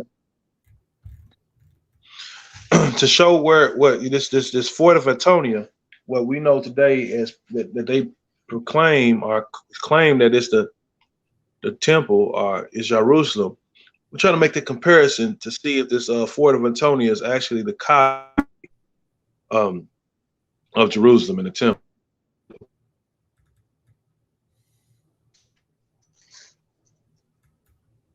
So chapter 2.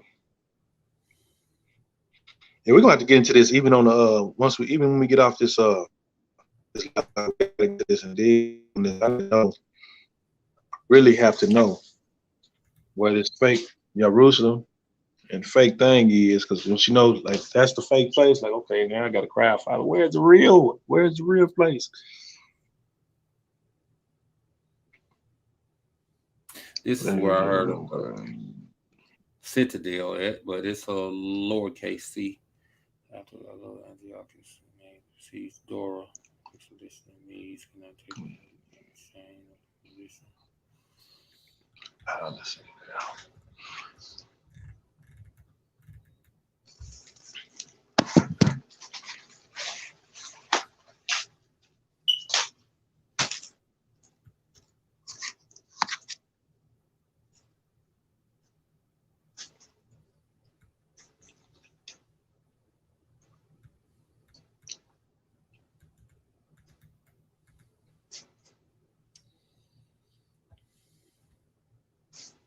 Was it all the way up in the prefix?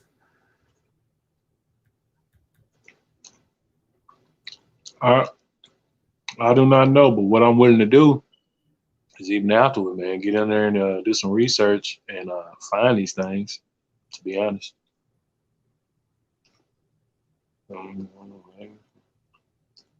It's bothering me. It's like I got to find it for you. I know, gotta find out. I know what you mean.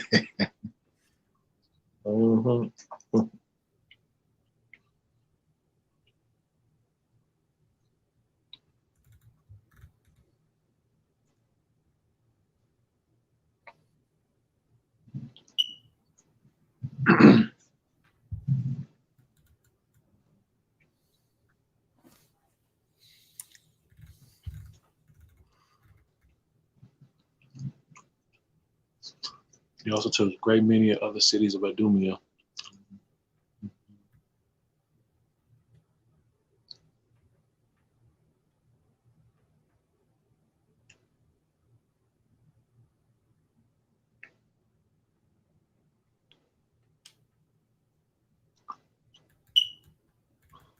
This country made about Carmel.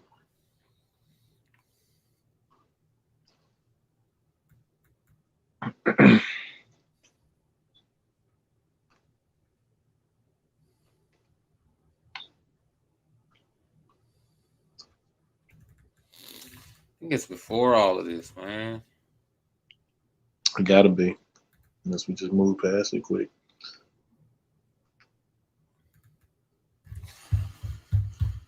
I think it's in the prefix. That's all right. I'm gonna find it. Y'all willing? I'm gonna find it. I mean, I know we said to talk about it. Damn, what was going on?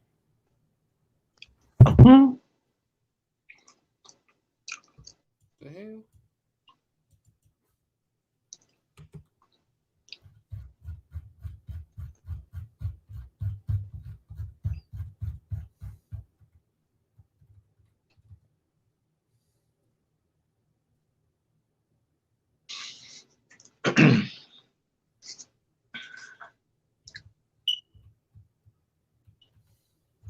There we go. Here we go. Heliopolis. It said, but Onias, the high priest, fled to Ptolemy and received a place from him in the Nomus of Heliopolis, where he built a city resembling Jerusalem and a temple that was like its temple, concerning which we shall speak more in its proper place after. I want to know what this is. Oh, I won't know I what want to that know is. what it is too. Said Uh, Miss Heliopolis. Heliop. Heliopolis. Let's look up Heliopolis. Just There we go. on my phone. I'm gonna look and see where it's at. Heliopolis. Hey, you know about the history of Heliopolis. And even Heliopolis and the city that was built that would resemble Jerusalem. So we It's can in find Egypt. out the history and the information. Hmm? They said it's in What you say? Egypt. It's in. There is a place called Heliopolis, Egypt. Here, let's go to it for the people real quick. So what is Nomus? They said he received a place in the Nomus of Heliopolis. What is Nomus? Let's look up both. What's type in Nomus of Heliopolis? What did they get in?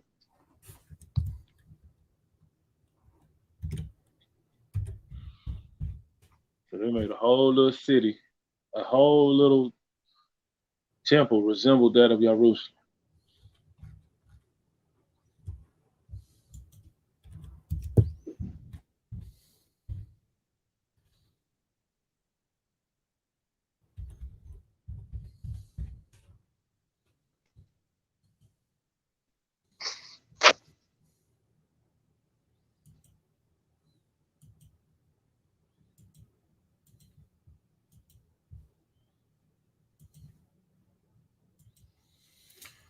Nomus of Heliopolis. It's a god. Atumo Itom.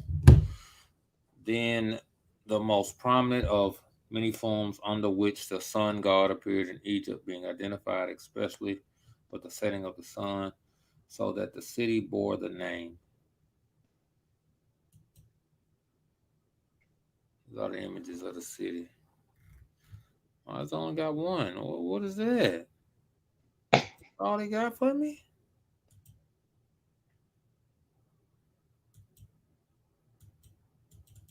That's it? Wow.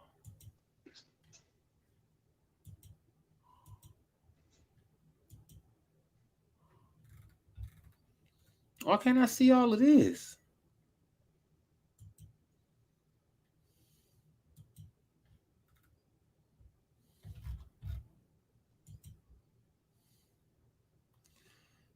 Oh, that's crazy. When you go to images, that's all they want to show you. That's all they want to show you. Dang! How it got other pictures, but it won't allow you to see them pictures? Mm-hmm. But Onias, high priest, almost overlooked where they built a city resembling Jerusalem and a temple. It's like his temple.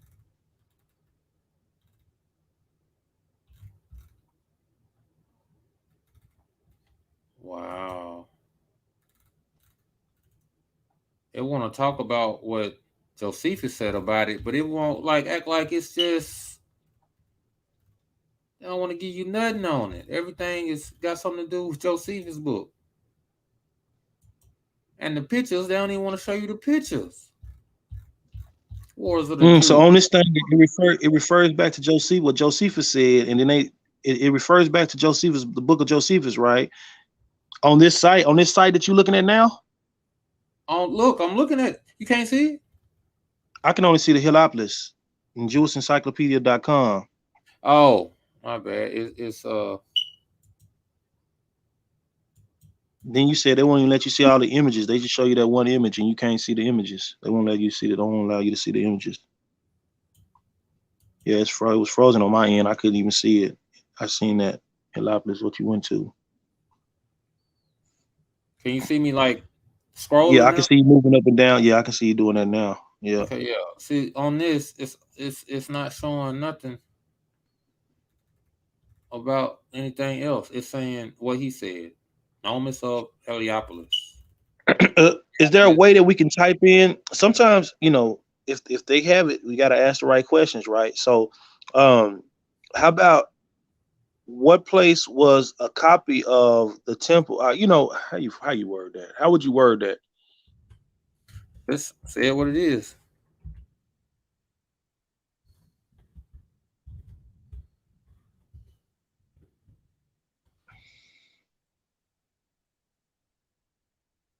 Where's the place where a copy of the Temple of Jerusalem was made, or something? You know what I mean?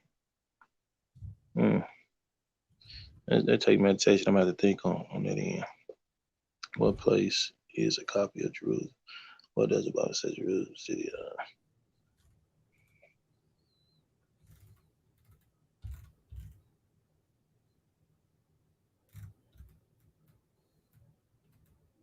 Replicas. They talking about a movie.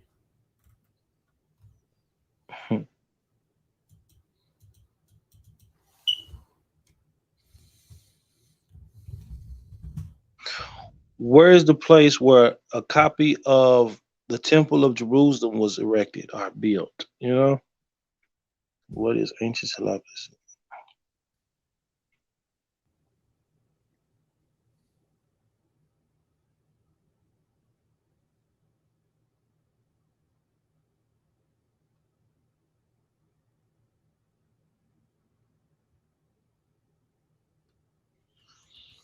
It said that it was destroyed,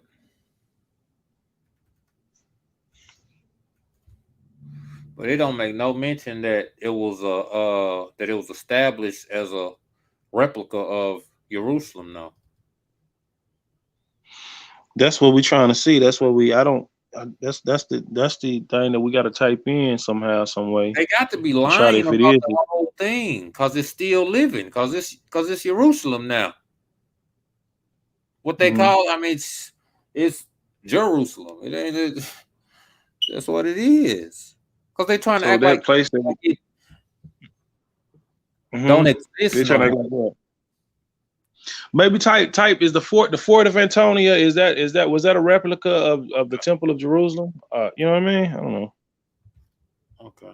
You know, I know one thing. I know I'm gonna do my research on it later on when I get on. I'm gonna find out these things. I'm gonna find out these things.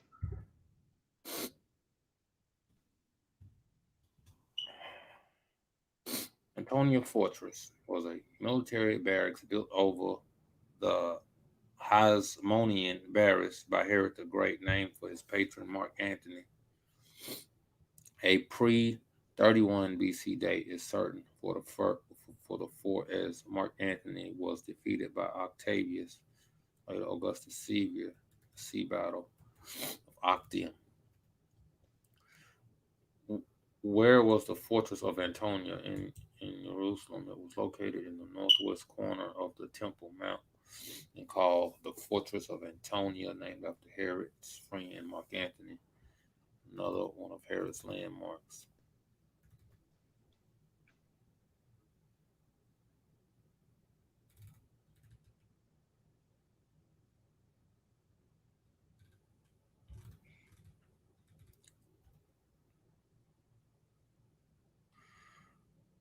What is this supposed to be? The temple?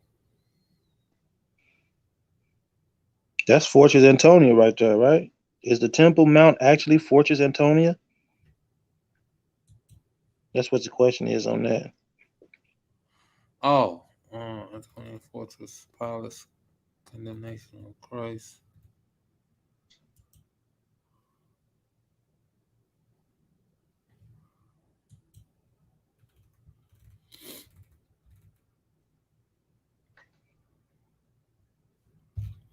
Ask yourself, why is it still around and everything else is destroyed?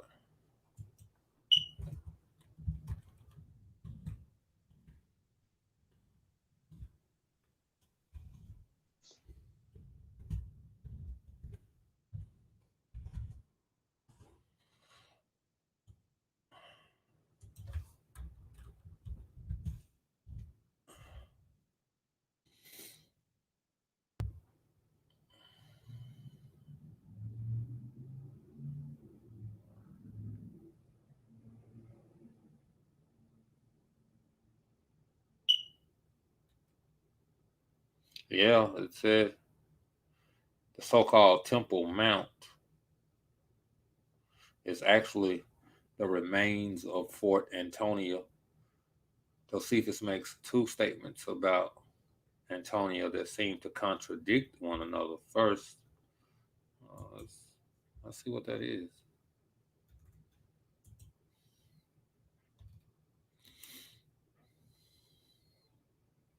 Titus gave orders to his soldiers that were with him to dig up the foundations of the Tower of Antonia.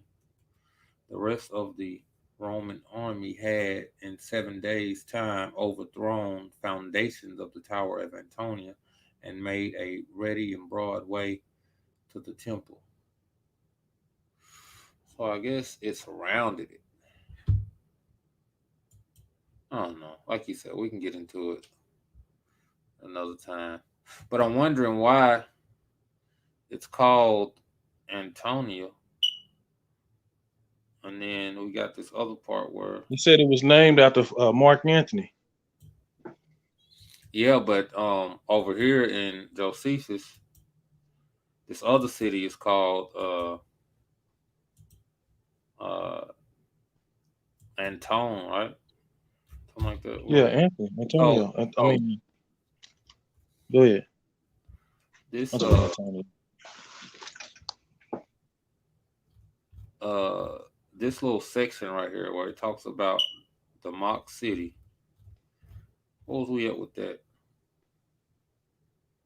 Okay, we're in 1 verse 1 chapter 1. Just as a note, if anybody wants to go back to look up where it quotes that there was a duplicate city made of Jerusalem, you know, it's in chapter 1, verse 1 at the bottom. It's in Nomus of Heliopolis. Now, we was in chapter 3 or 4. Was it in 3? It was in 3 where it spoke about this other city. That's how we got into all this. Where it spoke about Antonia, the citadel, where he lay sick in a place called formerly the Citadel, though afterwards his name was changed to Antonia. And he gave orders that if Antigonus, you know, but whoever this Mark Antony was, Herod was, you know, quite fond of him or whatever. Mark Antony was the one of the, I believe he was one of the Roman soldiers, but he was the one that was with Cleopatra. Cleopatra is the one that she was in love with Mark Antony. Okay. Yeah. That's some Egyptian stuff. The Egyptian and Roman stuff. Roman and Egyptians. Right. Cleopatra Rome. She may have been a Roman person herself, they was trying to say. I remember but Mark Antony is also he was Egyptian. She was an Egyptian, but I think she had Roman blood. Like she was may have been mixed. Like you got to read the story of Cleopatra and get on it, and you'll see the fullness of it. Like, you know what I mean? Now I could be wrong. I'm just saying though. I just from just going off of memory and hindsight on on that thing. So don't quote me on it, but it is something to look into if one want to know about that, to know the truth about that. You know what I mean? About in regards to the information that they make available for us to know. Let me say that like that. Okay. Called formerly the Citadel, though afterwards his name was changed to Antonia. And he gave orders that if Antigonus came unarmed, they should let him alone. But if he came to him in his armor, they should kill him. He also sent some to let him know beforehand that he should come unarmed. But upon this occasion, the queen very cunningly contrived the matter with those that plotted his ruin, for she persuaded those that were sent to conceal the king's message, but to tell Antigonus how his brother had heard he had got a the suit of armor made with fine martial ornaments in Galilee, And because his present sickness hindered him from coming and seeing all that finery, he very much desired to see him now in his armor. Wow, heathen stuff. Because, said he, in a little time thou art going away from me. So the man said, if he come in his suit, kill him. Then he sent Right. somebody to tell him, listen, when you come see me, don't come in your suit. The queen stopped that and told him to come in his suit because he want to see you in your suit. That's crazy. Mm-hmm. As soon as Antigonus heard this, the good temper of his brother, not allowing him to suspect any harm from him, he came along with his armor on to show it to his brother. But when he was going along the dark passage, which was called Strato's Tower, because he didn't gave instructions to the men. It ain't like he can call them off. He told them, listen, you see him in his armor, kill him. Mm-hmm. He was slain by the bodyguards and became, and he didn't bring no soldiers with him because he think it's all good. Right. He left his soldiers behind, like, man, I'm cool. I'm going to see my brother. He want to see me in my armor.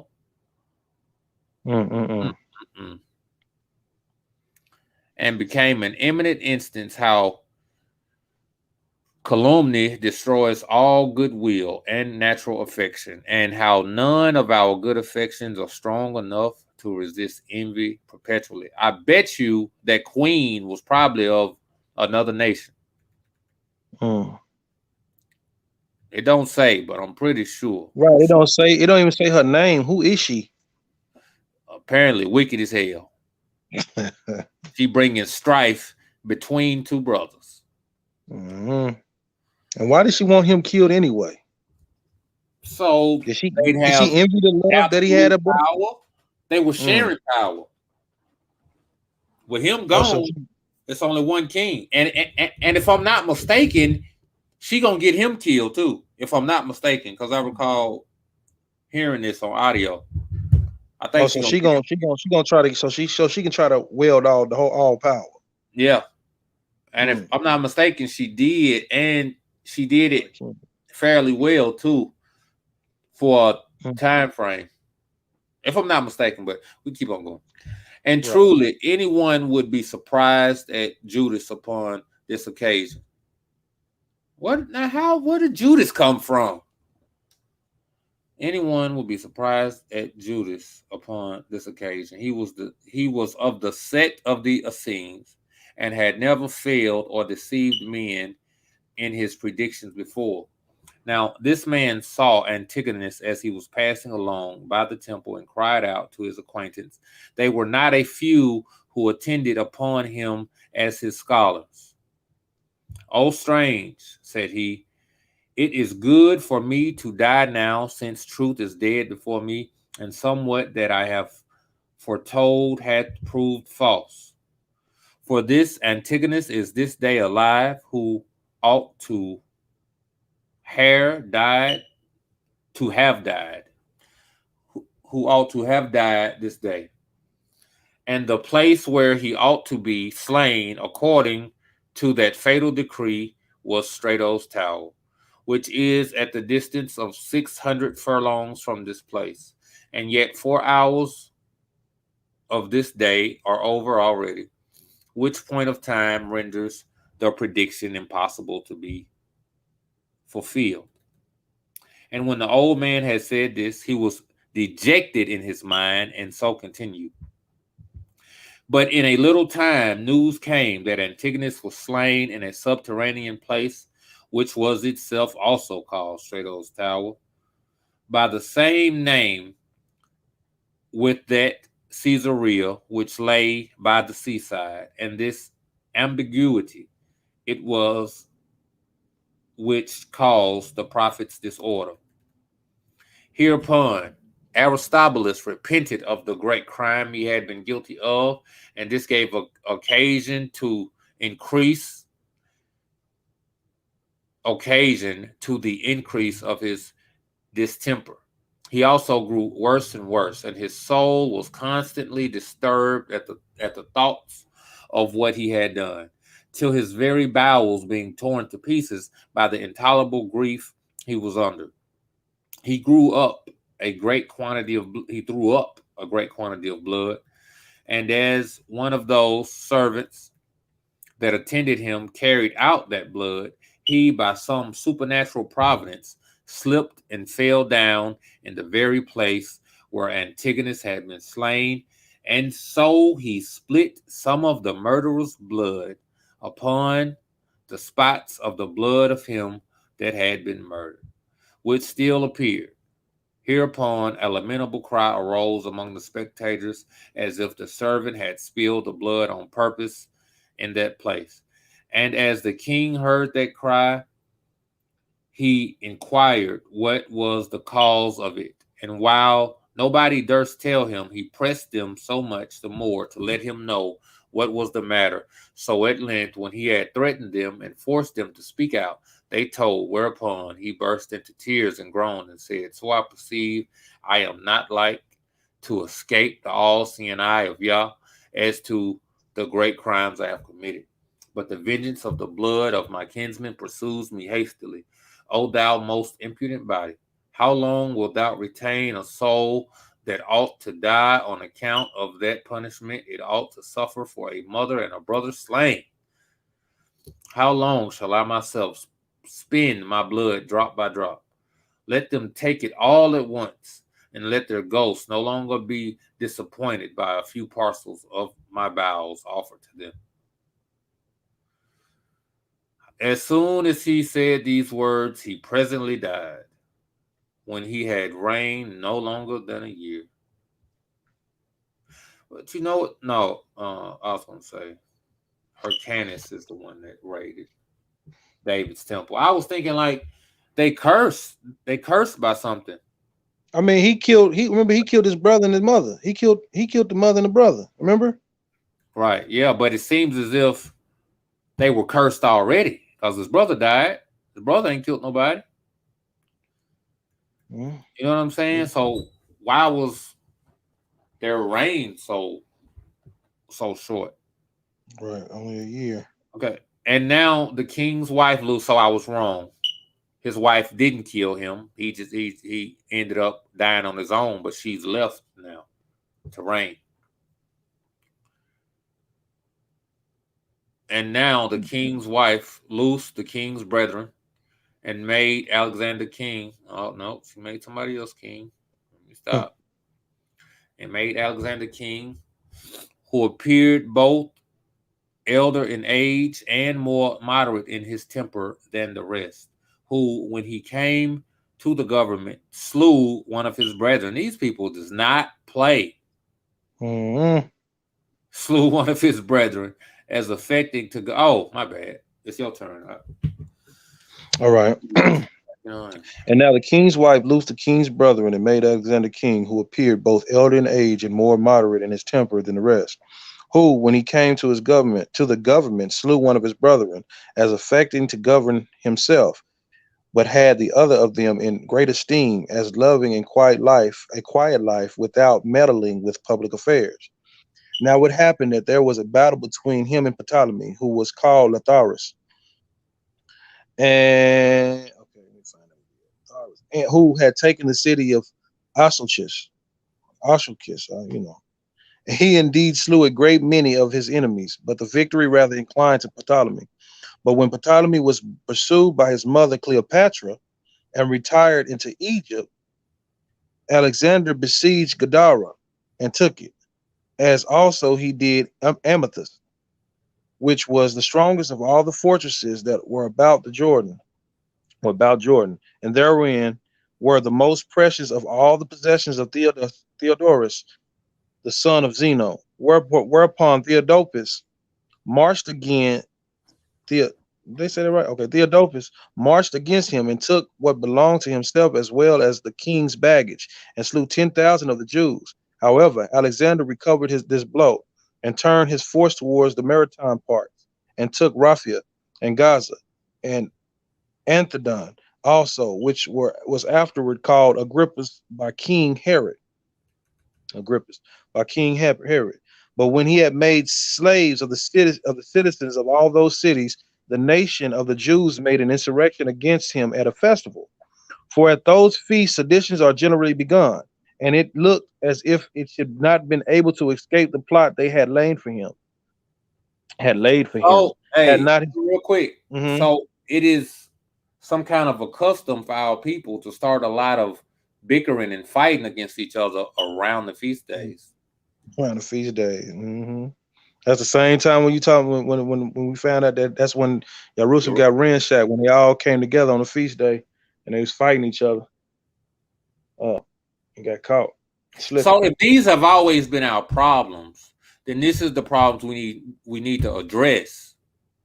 Is that we got Yeah. to maintain a love for one another and stop bickering and fighting about frivolous things, because it's from these frivolous things, or even if they're not frivolous, we can never get whatever our desired result is. We can never convert a brother or get a brother on the right path if we so busy having hostilities towards each other.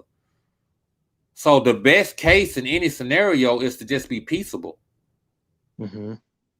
You know, people say, well, we just ain't gonna be together. Well, the Most High gonna see fit that you end up together at some point. In these times, it was the feast days. Regardless if you agree or not, you got to come to Jerusalem if you understand that 3 times a year you need to be here. So we've actually been done almost a service in a way to not have that requirement now. But we still need to be desiring to come together, because a time gonna come where we have to come together again. But if you ain't learned how to do that, you're gonna be in trouble. You're gonna be just like this. Sedition's gonna come up around the feast.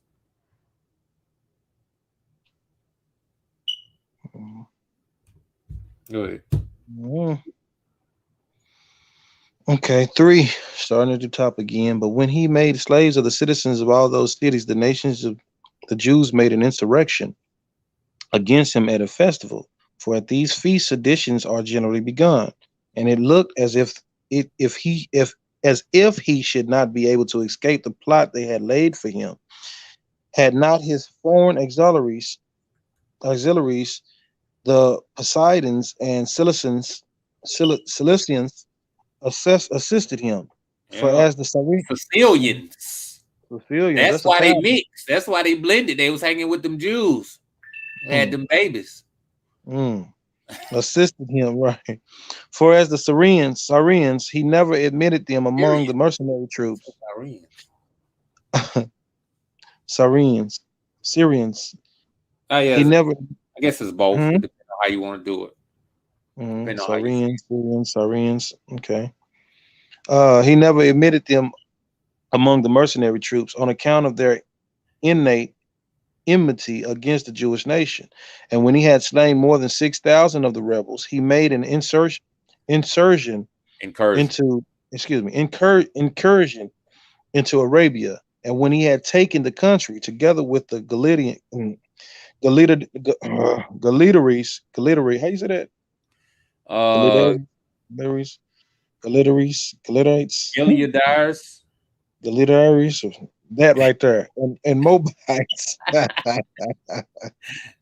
He enjoined them to pay him tribute and return to Arethius. And as Theodorus was surprised at his great success, he took the fortress and demolished it. However, when he fought with Obadus, king of the Arabians, who had laid an ambush for him near Golan, and a plot against him, he lost his entire army, which was crowded together in a deep valley, and broken to pieces by the multitude of camels. And when he had made his escape to Jerusalem, he provoked the multitude, which hated him before, to make an insurrection against him. And this on account of the greatness of the calamity that he was under. However, he was then too hard for them. And in the several battles that were fought on both sides, he slew not fewer than 50,000 of the Jews in the interval of 6 years. 50,000 in the interval of 6 years. Yet he had no reason to rejoice in these victories, since he did but consume his own kingdom, till till at length he left off fighting and endeavored to come to a composition with them by talking with his subjects. But this mutability, by this mutability and irregularity of his conduct, made them hate him still more.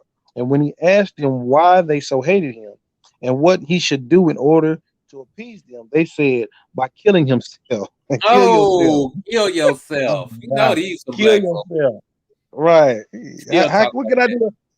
What can I do to make right? What can I do to appease you? They said, kill yourself. Kill yourself. That's crazy. For that it would be then all they could do to be reconciled to him, who had done such tragical things to them, even when he was dead. At the same time, they invited Demetrius, who was called Eucharist, wow, Eucharist, to assist them.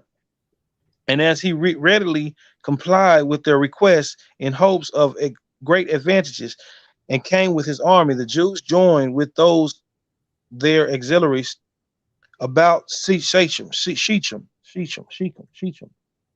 I'm trying to look at Eucharist. They got a little thing in Catholic thing called the Yeah. HOLY Eucharist. Anyway, um, and that was Demetrius, who was called Eucharist. Why did he call Demetrius Eucharist? Something to look into too. Yet, did Alexander meet both these forces with 1,000 horsemen and 8,000 mercenaries that were on foot. He had also with him that part of the Jews which favored him, to the number of 10,000, while the adverse party had 3,000 horsemen and 14,000 footmen. Now, before they joined battle, the king made proclamation and endeavored to draw off each other's soldiers and make them revolt, while Demetrius hoped to induce Alexander's mercenaries to leave him. And Alexander hoped to induce the Jews that were with Demetrius to leave him. But since neither the Jews would leave off their rage, nor the Greeks prove unfaithful, unloyal, they came to an engagement and to close fight with their weapons, in which battle Demetrius was the conqueror. Although Alexander's mercenaries showed the greatest exploit, both in soul and body, yet did those that invited, excuse me, hold on, yet did the upshoot of this battle prove different from that which expected, as the both of them, for neither did those that invited Demetrius to come to them continue firm to him, though he was conqueror. And 6,000 Jews, out of pity to the change of Alexander's condition, when he was fled to the mountains, came over to him. Yet could not Demetrius bear this turn of affairs, but supposing that Alexander was already become a match for him again, and that all the nations would at length run to him, he left the country and went his way. 6. However, the rest of the Jewish multitude did not lay aside their quarrels with him when the foreign auxiliaries were gone, but they had a perpetual war with Alexander when he had slain the greatest part of them and Oh, driven the rest into the city of Bernelius. it said Bernelius. until he had slain. You had said something else, I think. I said, until he had slain the greatest part of them. That's what I said. Until he had slain the greatest part of them. That's what I thought I said. You said when he had slain the greatest part of them. I said when he had slain. Yeah. Okay. It's the same. It's the same context. I shouldn't even said that. Slakia. It's good. Until he had slain the greatest part of them and driven the rest into the city of Bernesilis. Bernesilis. Is that Bernesilis? Bernesilis. And when he had demolished the said city, he carried the captives of Jerusalem. Nay, his rage was grown so extravagant that his barbarity proceeded to the degree of impiety. For when he had ordered 800 to be hung upon crosses in the midst of the city, he had the throats of their wives and children cut before their eyes. Dang. And the executions he saw as he was drinking and laying down with his concubines. Wow. Upon which, I know, right? Upon which so deep a surprise seized on the people that 8,000 of his opposers fled away the very next night out of all Judea, whose flight was only terminated whose flight was only terminated by Alexander's death. So at last, though not till late, and with great difficulty, he, by such actions, procured quiet to his kingdom, and left off fighting anymore. Yet did Antiochus, who was also called Dionysus, became an origin of troubles again. So, Dionysus, real quick, is these so all of this is happening after Hamashiach, then, right? Because if Herod then came and went, and his sons is in this stead, this is after Hamashiach. So right. This is from, leading up to the destruction of Jerusalem, though, right? yeah, this is between AD what 40 to AD 70. So that's that time between. I'm assuming it gotta be, because if it's like yeah. I was gonna say it gotta be because here, like you said, Herod's sons was already in office. They was reigning, they was doing their thing, and Mashiach was actually born in a time when Herod was in his kingship. And then it speaks about all this stuff going on. So yeah, this is the leading up to the destruction of Jerusalem, right? Yeah, and you know what? It's crazy because it's like there's no time of peace in this time frame. It's war after war, calamity after calamity. But this is also the time Paul ain't even there. Paul is traveling around. They missing the wars. A lot of the apostles too. They traveling. And it's like they probably only came back for the feast days. Yeah. Because they often, Thessalonica, Cilicia, all them places where the churches was in Asia. They over in Asia. All this happening in the Middle East, supposedly. But then looking at this guy and what he did, man, how he said he ordered 800 to be hung on crosses in the midst of the city. He had the throats of their wives and children cut before their eyes. So while they was being hung on crosses, he bringing their wives and children out and cut their necks in front of them. And these executions he saw as he was drinking and laying down with his concubines. This is like a show to him. This happened in Jerusalem. That's crazy. That's what's crazy. People want to talk about, man, this is crazy out here. You ain't seeing that. Right, you ain't seeing that. Wives and children. Mind you, these men died. A crucifixion is one of the worst deaths you could die. And they up there being crucified, and before they die from that torment, they see their wives and children killed. So they up there hollering.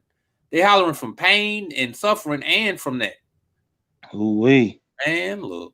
And then that's all in the land, because it says, upon which so deep a surprise seized on the people. And it says that 8,000 of his opposers fled away the very next night out of Judea, whose flight was only terminated by Alexander's death. So at last, though not till late, and was great difficulty, he by such actions procured quiet to his kingdom, and left off fighting anymore. Man, so this was in the land. That's crazy, bro. That's crazy. That is crazy. This man sitting there, the audacity is him to hang these people up. Mind you, they in the land, hanging them up in the land on crosses, then bring their wives out and their children, and then had their neck slit in front of them while he's sitting there getting drunk, laying down with his concubine on his bed. That's crazy. Concubines. He having a menage a trois. Yeah, that's wild, bro. In the land, man. Yet he did that. Yet did that Antiochus, who was also called Dionysus, became an origin of troubles again. It says, this man was the brother of Demetrius and the last of the race of the Seleucids. How do I say that? Say that out. Seleucids. I know how to say it. Them people. He was the last race of them people. And he said Alexander was afraid of him when he was marching against the Arabians. So he cut a deep trench between Antipatis, which was near the mountains, and the shores of Joppa. He also erected a high wall before the trench and built wooden towers in order to hinder any sudden approaches. But still, he was not able to exclude Antiochus, for he burnt the towers and filled up the trenches and marched on with his army. And as he looked upon taking his revenge on Alexander for endeavoring to stop him as a thing of less consequence, he marched directly against the enemy. And then on the sudden made his horse turn back, which were in number 10,000, and fell upon Antiochus' army while they were in disorder. So he caught them slipping. They was in disorder, and he came upon them. And a terrible battle ensued. Antiochus' troops, so long as he was alive, fought it out, although a mighty slaughter was made among them by the Arabians. But when he fell, for he was in the forefront, in the utmost danger, in rallying his troops, they all gave ground, and the greatest part of his army were destroyed, either in the action or the flight. And for the rest who fled to the village of Cana, it happened that they were all consumed by want of necessaries, a few only accepted. It says, about this time, it was that the people of Damascus, out of their hatred to Ptolemy, the son of Menahans, invited Aretas to take the government and made him king of Cilicia. Okay.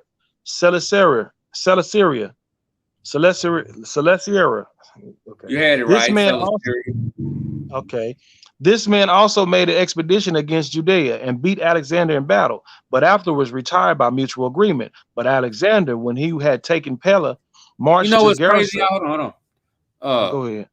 Slakia. These are wars and rumors of wars, man. This is a constant stream of battles that the people of Jerusalem and Judea is being put through. This is uncertainty. This is, death at the door constantly. This is what, man, you don't take heart. Man, it's not yet. Right.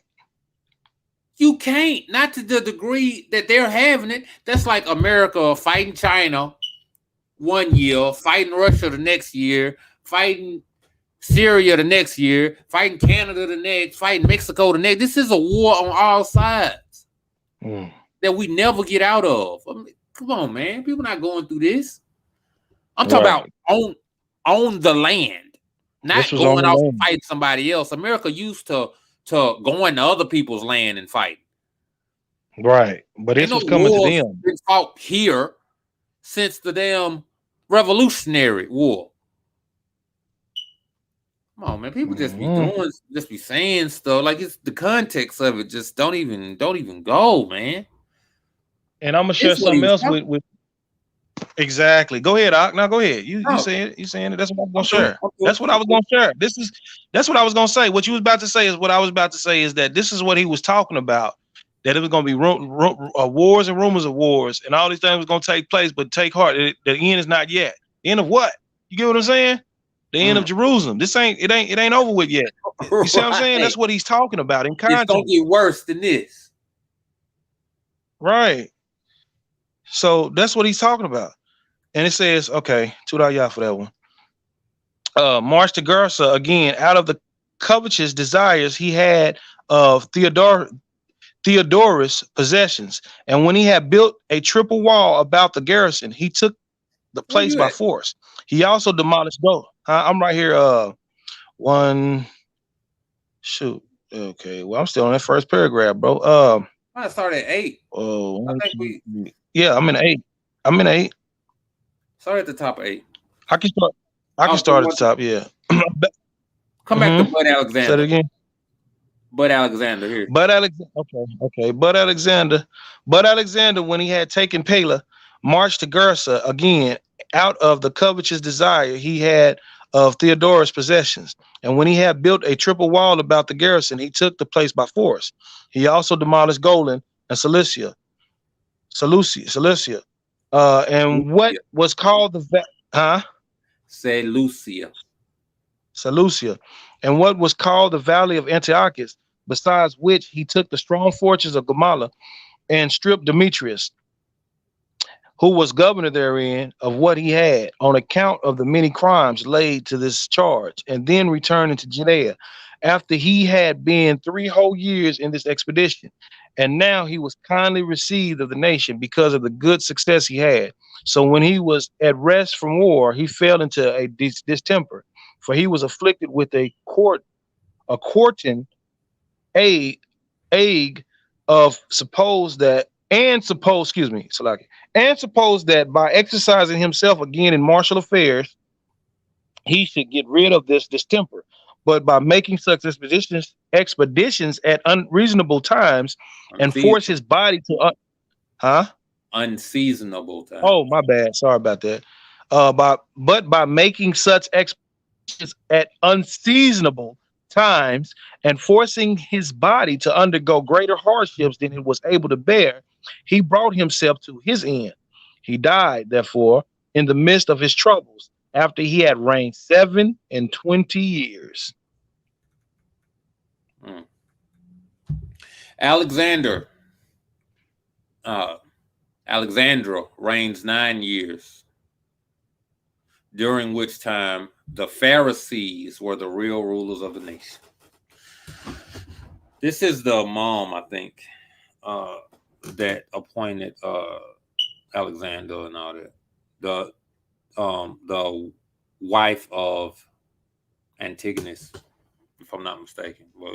Now, Alexander left the kingdom to no, I'm wrong again. I just need to be quiet sometimes, I guess.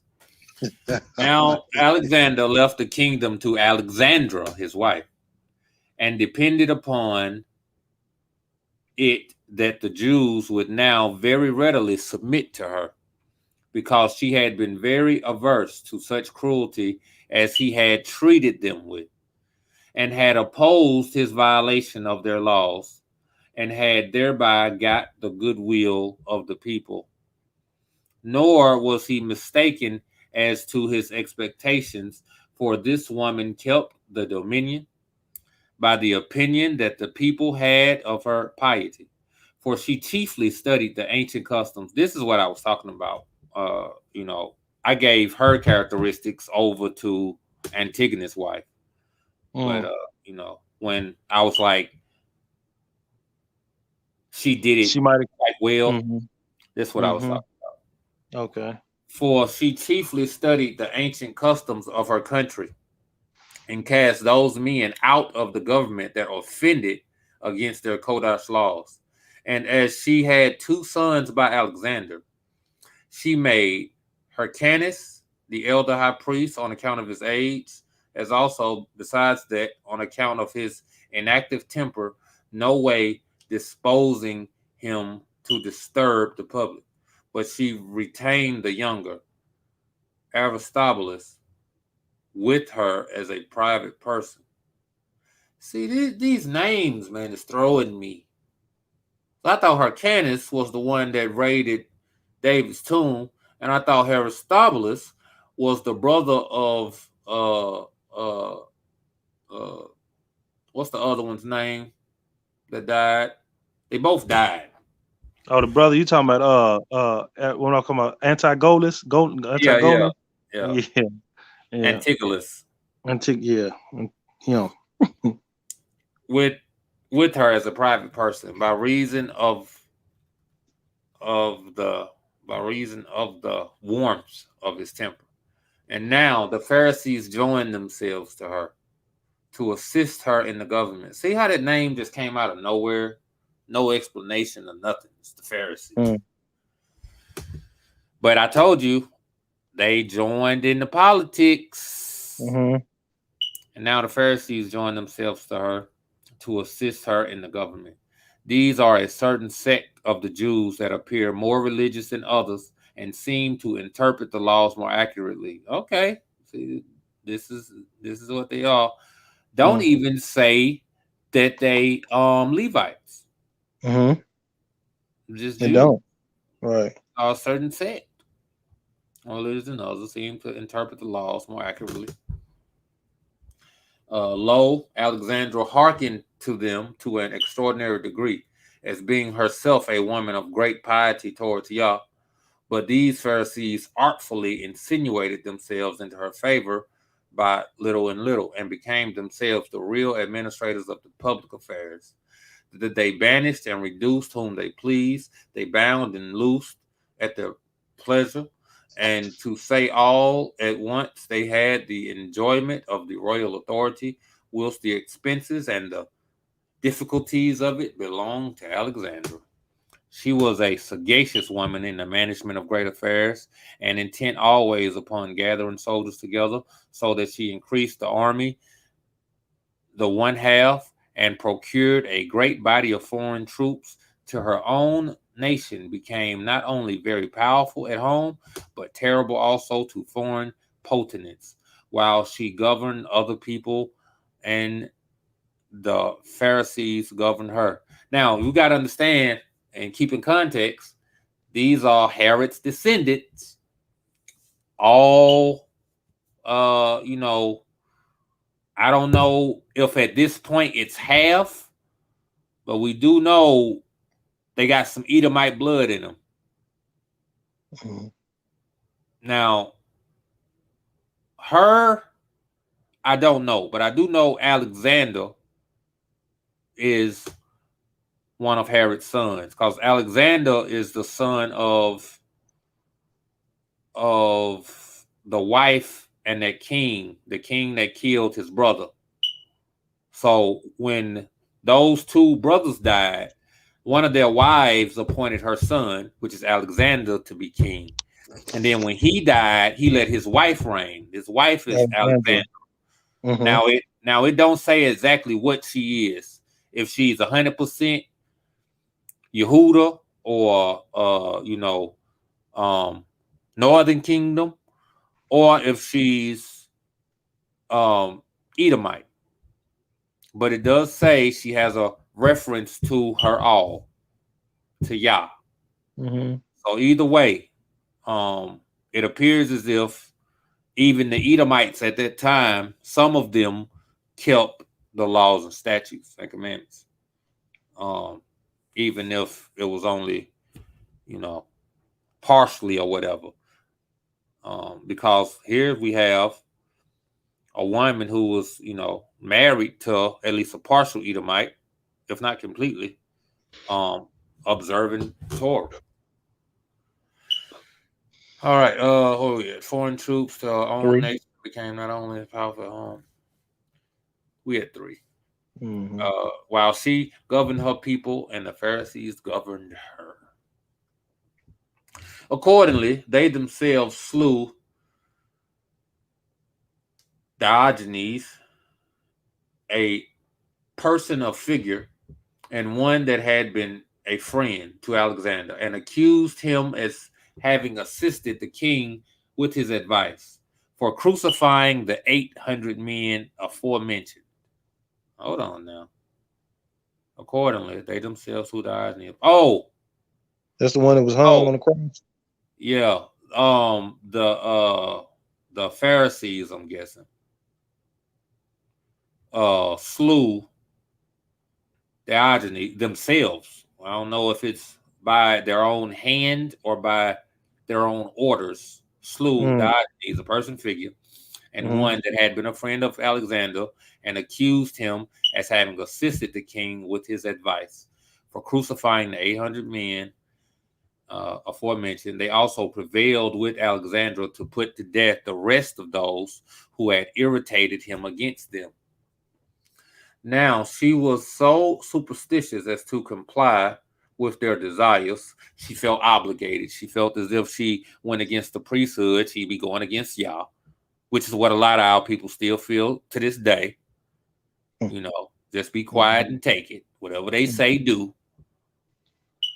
And accordingly, they slew whom they pleased themselves. See, that's what happens when you give people this Power.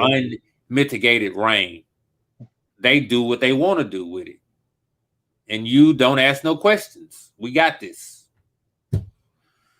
But the principal of those that were in danger fled to Aristobulus, who persuaded his mother to spare the men on account of their dignity, but to expel them out of the city unless she took them to be innocent. So they were suffered to go unpunished and were dispersed all over the country. But when Alexandra sent out her army to Damascus under pretense that Ptolemy was always oppressing that city, she got possession of it. Nor did it make any considerable resistance. She also prevailed with Tigranes, king of Armenia, who lay with his troops about Ptolemaeus and besieged Cleopatra. See, the Armenians and the Jews was allies at one point. Kim Kardashian people in them. That's why she like black people today. She ain't even know why. It's in her. It's in my blood. It's in my DNA. That's funny. Accordingly, Tigranes soon arose from the siege by reason of those domestic tumults which happened upon Lucullus's expedition into Armenia. In the meantime, Alexandra fell sick, and Aristobulus, her younger son, took hold of this opportunity with his domestics, of which he had a great many, who were all of them his friends, on account of the warmth of their youth, and got possession of all the fort. See, and if you think about it, these characteristics with these brothers killing each other, that's what Edom do. Edom is a bloodthirsty. You know, they love to kill, love to hunt, love to, usurp authority and to take power from anybody, much more from one another. And this is their ruach. He couldn't wait for his mama to get sick. He said, look, he took hold of this opportunity. He saw it as an opportunity. He wasn't sorry about his mama being sick. He said, I could come up. How these people are, man. To this day. He also used the sums of money he found in them. Hold on. Let's go back because I don't know. And work. With his domestics, of which he had a great many, who were all of them his friends, on account of the want of their youth, and got possession of all the fortresses. He also used the sums of money he found in them to get together a number of mercenary soldiers and made himself king. And besides this, upon Hyrcanus' complaint to his mother, so they're brothers now, Aristobulus and Hyrcanus are brothers. Apparently the sons of Alexandra. She compassionated his case and put Aristobulus' wife and sons under restraint in Antonia. So Hyrcanus went and told on Aristobulus to his mom. And his mama put Aristobulus' wife and sons under restraint, pretty much letting them know, like, listen, if you don't do what I say, and we're going to have to hurt your wife and sons. Which was a fortress. Look, Antonia, which was a fortress that joined to the north part of the temple. See? Well, no. So it says it joined in the north part of the temple. Now, the place, the citadel, was later named Antonia. Ain't that what it said? It says it was, as I have already said, of old called the citadel, but afterwards got the name Antonia. This place with the mock temple. And it kind of makes sense when we got these Edomites, ruling and reigning. But they ruling and reigning in a separate place. That's why they not kings in Jerusalem. They kings in Antonia. So y'all's word won't come back void, you know, the king's capital. What is the capital of Yehuda? Jerusalem. Judea or The Jerusalem? capital is Jerusalem. That's the capital.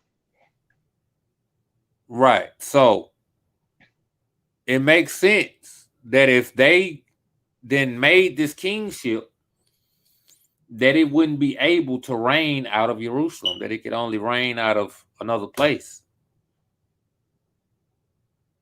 I don't know. I'm just saying it's just a thought, because I always felt like, you know, if y'all said the kings would only come out of Yehuda and only come from David's lineage, then why is Herod considered to be a king, and where is he reigning at? Because he made himself king. It wasn't like by decree of Yah. He just made himself king. And plus, yeah, that's what it is. He made himself king. Just like this guy right here who made himself. Like we just read, he made himself king. It says that in 4, it says he also used the sums of money he found in them to get together a number of mercenary soldiers and made himself king. Yeah. And besides, yeah. But Antonia, they're saying is north of the temple, huh? That's what Herod. Now, I think the people promoted Herod or whatever. But anyway, what I'm saying is, the point of what I'm saying is that it seems as if all of this stuff, like their home base, their capital is Antonia. Mm-hmm. If we go back, Antonia is this place that's been built up like Jerusalem. Well, let's say it's the north. Right here, it was saying it's the north part of the temple. Right, but there's also a temple in Antonia. You get what I'm saying? So you're saying it's a temple in Antonia. Just because it's saying it's a temple here, all right? This Heliopolis, no, as a matter of fact, it didn't say it didn't say that the temple was in Antonia. Right. So it says, and it says Aristobulus' wife and sons under restraint in Antonia, which was a fortress. They talking about it's a fortress that was joined to the north part of the temple. I know, so but this Antonia. I'm talking about previous in 3. Let's go to 3. We was at 6:4, right? There. Or 5:4. Yeah. 5:4. Don't forget. We at chapter 5:4. Let's go up here to 3.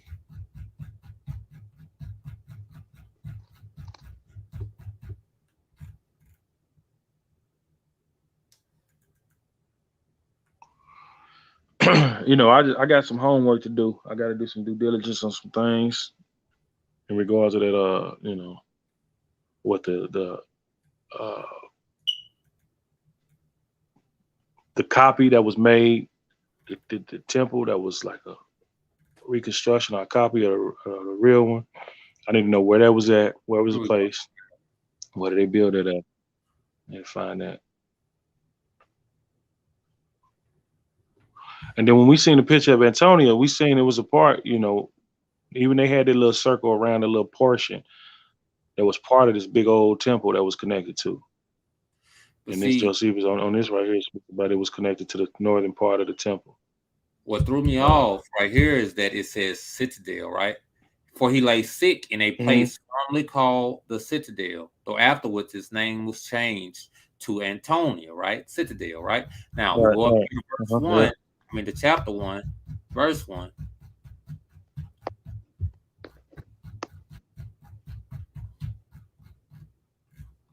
Chapter 1, verse 1. And we see here, you know, but also spoiled the temple and put a stop to the constant practice of offering the sacrifice for 3 years. Onias high priest told him, received a place from him in the nomus of Heliopolis, where a great city resembling Jerusalem and temple was built. Okay, now there was a place where it said. So Heliopolis. Right, he said he built that in Heliopolis. It said the city that would resemble Jerusalem was built in Heliopolis, and a temple that was like the temple and Jerusalem was built in Heliopolis. And Heliopolis is in Egypt, right? That's what Or is there another Heliopolis? that's what it said in the thing. But you got to understand, on the map, they like right there together. It's all connected. But I just thought it said up here somewhere about a citadel with a lowercase c. Yeah, I did see a place where we did read where they did have a lowercase c. I know what you're talking about. They did have a lowercase c when it said something about a citadel, but then that one up there, it got the big C. No, there's been some spelling errors in here to where you got. I was just trying to read in between the lines with certain things and just, Right. I know what you're talking about. You're right about the homework. Let's slide on back.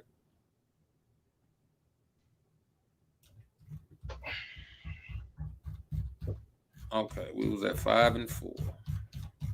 5 and 4 been restrained in Antonia, which was the fortress that joined to the north part of the temple. It was, as I have already said of old, called the citadel,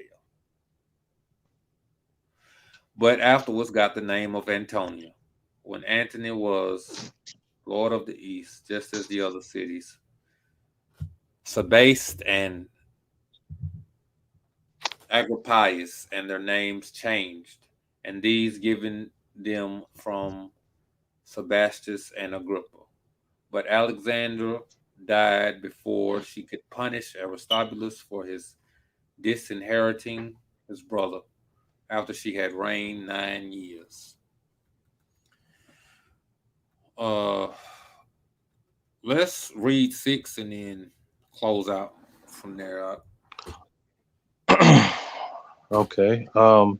When Hyrcanus, who was Alexander's heir, receded from the claim to the crown, Aristobulus is made king, and afterward the same Hyrcanus, by the means of Antipater, how you say that? Antipater. Yeah. Antipater is brought back by Abatus. Okay.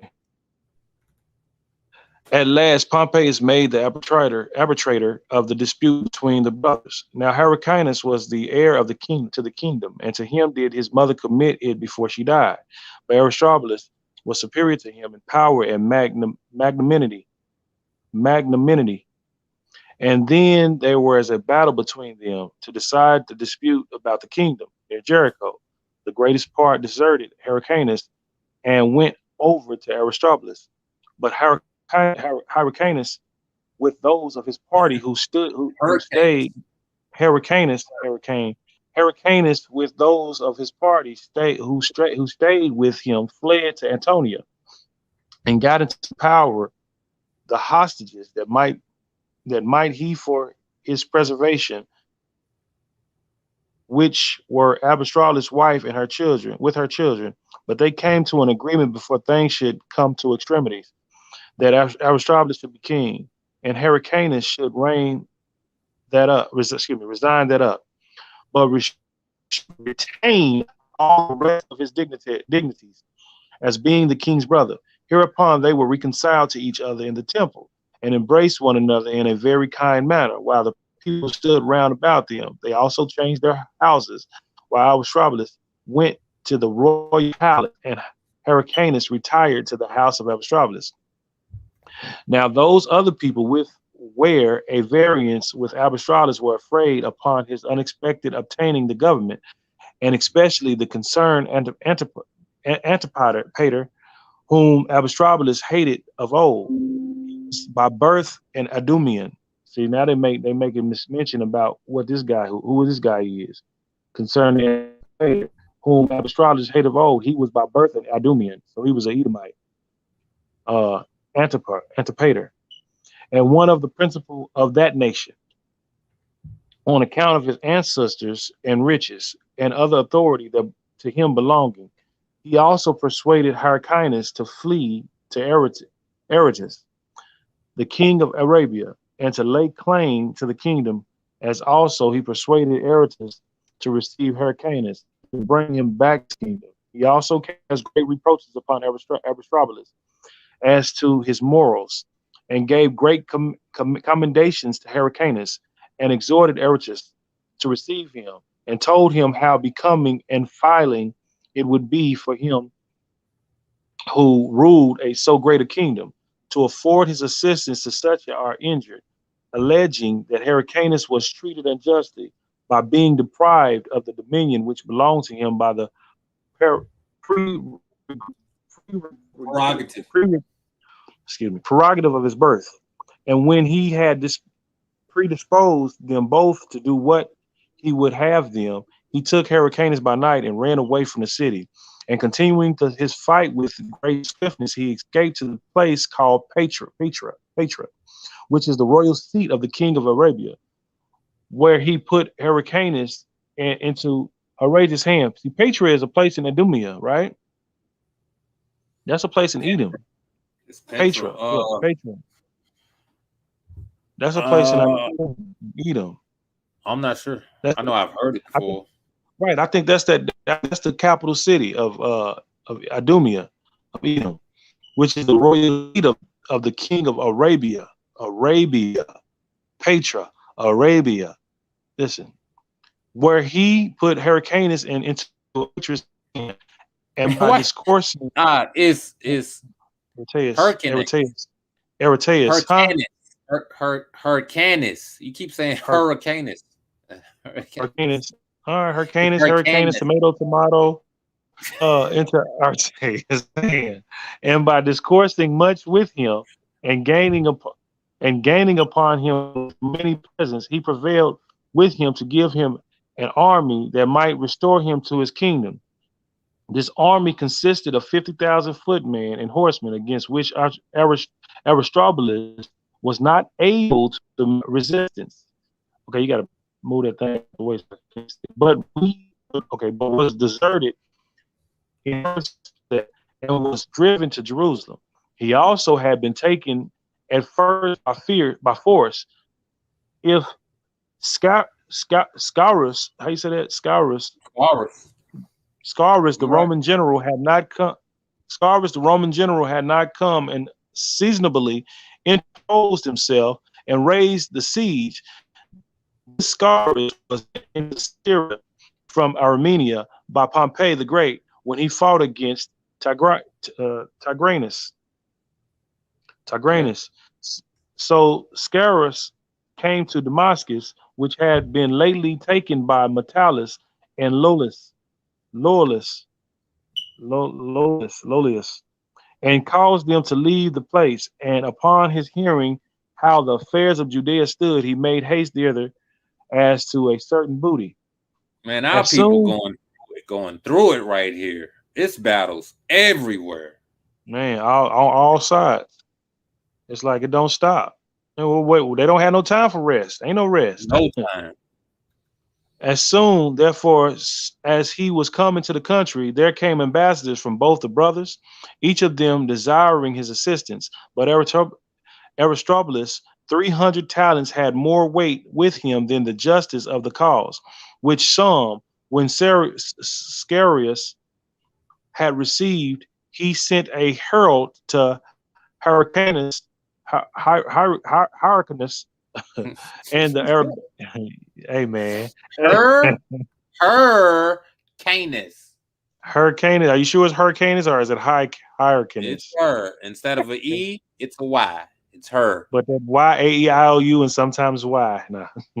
And and the Arabians, and threatened them with the resentment of the Romans and of Pompey, unless they would raise the siege. So Artis was terrified and retired out of the Judea to Philadelphia, as did Scarius. Returned to Damascus again. Nor was Aristobulus satisfied with escaping out of his brother's hands, but gathered all the forces together and pursued his enemies and fought them at the place called Paparon, and slew about 6,000 of them. and together with them, Antipater, Antipater, how you say that Antipater. name? Antipater. Antipater's brother Phalion. When Hyrcanus, and Antipater were Hurricane. Oh, all right. hurricane. Hurricane, right? Hyrcanus, and Antipater, Antipater, him And, were the deprived. It's these names, man. I don't like these. They ain't Hebrew names. no, definitely not.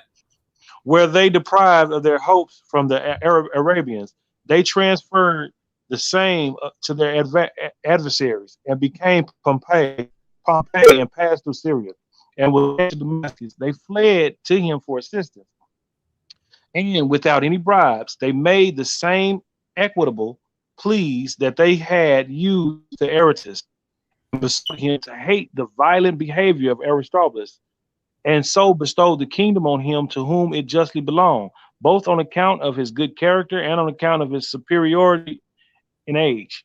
However, neither was Aristobulus wanting to himself in this case, as relying on the bribes of Scarius had received. He was also there himself and adorned himself after a manner the most agreeable to royalty that he was able. But but he soon thought it beneath him to come to in such a servile manner, and could not endure to serve his own ends in a way so much more abject than he was used to. So he departed from Diospolus. At this his behavior, Pompey had great indignation. Hyrcanus also and his friends made great intercessions to Pompey. So he took not only his Roman force, but many of the Syrian auxiliaries, and marched against Astrobulus.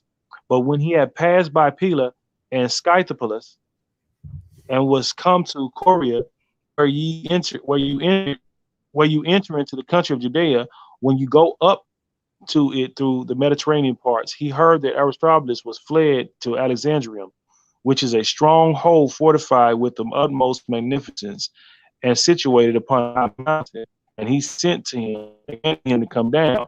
Now his inclination was to try his fortune in battle, since he was called in such an impious manner, rather than comply with that call. However, he saw the multitude were a great fear, and his friends exhorted him to consider what the power of the Romans was and how it was irresistible. So he complied with their advice and came down to Pompey.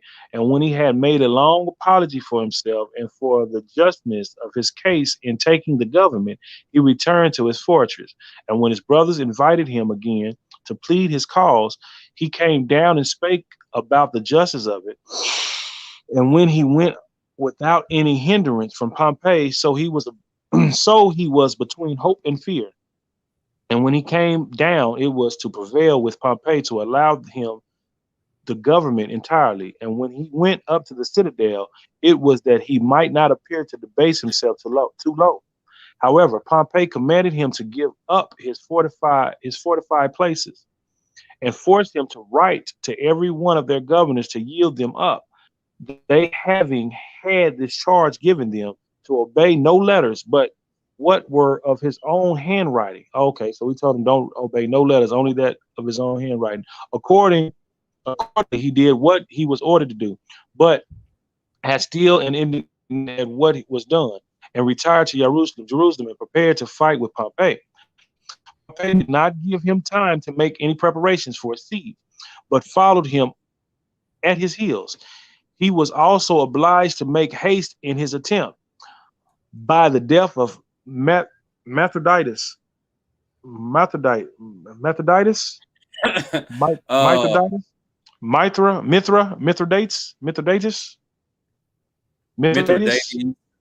Mithridates. Of You which gotta he think was it's that Greek. It's that a Greek and Greek Roman kind of a swang tone. to it.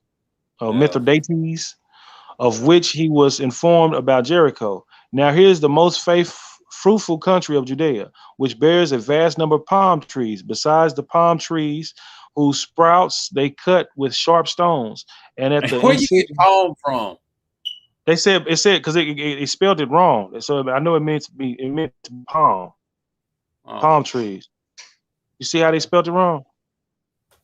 You got palm trees, and then it said besides the Awesome. is it balsam tree? Oh, my bad. I stand correct. You're right. Besides the balsam trees, my bad, whose sprouts they cut with sharp stones, and at the incisions they gather the juice, which drops down like tears. So Pompey pitched his camp in the place one night, and then hasted away the next morning to Jerusalem.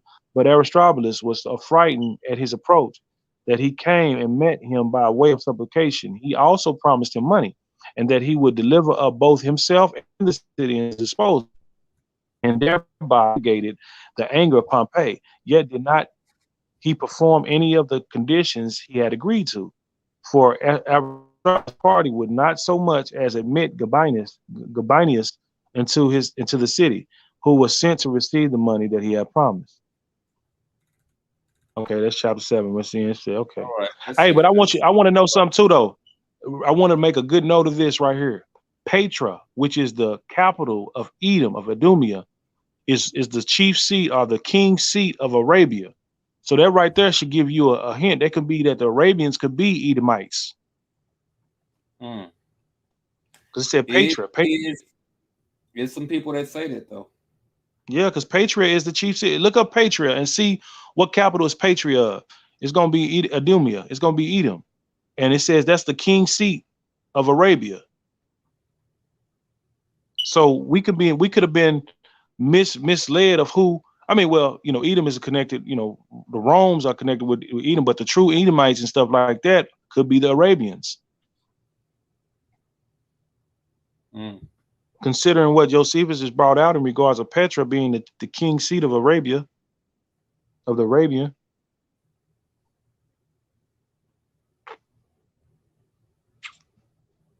Mm-hmm.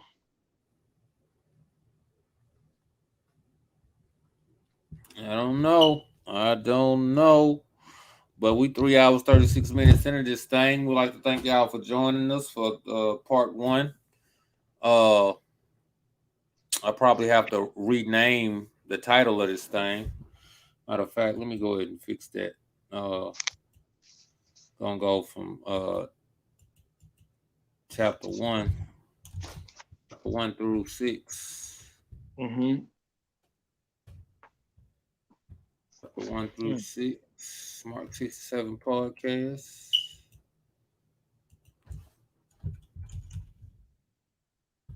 Chapter 1 through 6. Arabia, Saudi.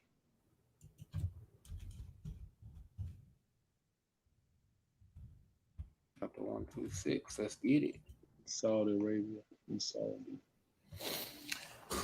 All right, there. We this is crazy. No, well, hopefully, those that view this get some out of it, get some edification, or at least we spark an interest in you to make you go and read these things for yourself. You can find it on PDF, The Wars of the Jews. You can find it on YouTube, The Wars of the Jews, and you could check over these things on your own. So, Toda Yah, Toda Rabah for anybody that view, like, share, subscribe, comment. You got anything to say on it, Doc, or you want to just pray us out? Well, Yeah, you can speak on it and pray us out. I'm gonna just pray us out. All right. Yeah. So. Baruch atah Yahweh Eloheinu melech haolam. Tura Rabbi Yahweh Elohiah Basham Yahsham Mashiach. Father Yahweh, I'm asking you right now today too, Yahweh. You asked me to Nabuah. And in line with your word, Father Yahweh, I'm asking you that you'll make these words not fall to the ground, but that you'll fully make a distinction between those that call upon you, Yahweh Sabaoth Shamu, versus those that don't call upon you. So that the ones that do call upon you can be a light and shine bright in this dark place, and those that don't call can recognize the difference, that they may consider and inquire, that they may turn from whatever they're in and turn from not invoking you by name to invoke you by name, by doing those things which you say according to your instructions and invoking you and calling you by the name in which you want to be called by. Yahweh.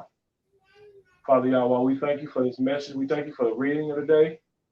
We thank you for giving us clarity to know that these things that people are claiming that it's yet to come, giving us the comprehension to know that it already had happened, and that you was talking about the destruction of Jerusalem in full and the scattering of a nation.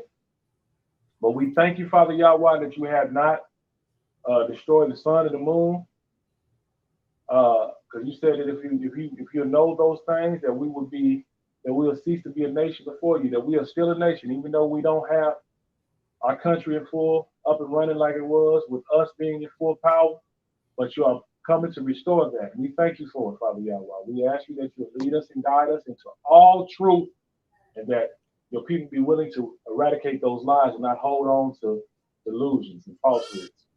We ask you, Father Yahweh, that you let your will be done always, from this point on, even moving forward. That we do those things that we seek to do those things which are pleasing in your sight, and that you'll cause us to recognize what you desire in these times, and to do that fully. In Yahushua Mashiach's name, we thank you, Father Yahweh. Elohai, Sabaoth, Elohai, Yasha'al, Tuda Rabbi Yahweh, Bahasham Yahushua, and we say, so be it. Hallelujah. Thank you, God. So be it. Hallelujah. Yes, sir. Yes, sir. Thank you. Thank you, brother. Yes, we sir. will, Abba willing, we will be returning for another part and another part and another part. And please believe, this is just a build up. Once it actually gets into Jerusalem being besieged by the Romans, because the Romans ain't even came out for real yet. This been, well, the ones that actually sacked Jerusalem aren't in play yet. You ain't got Titus and Vespasian, actually attacking Jerusalem yet. But once that starts to happen, things are gonna get deeper and crazier, and you'll start to see more and more. But you already see the turmoil of Jerusalem and its roundabout cities, and how things are happening. People are dying. People being crucified in the cities. There's a lot of craziness going on. A lot of this craziness that's going on is amongst ourselves, and as it is unto this day, us being our own worst enemies. But yeah, until next time, all praise to the Most High Yah, 12 tribes, one nation. one nation. Hallelujah.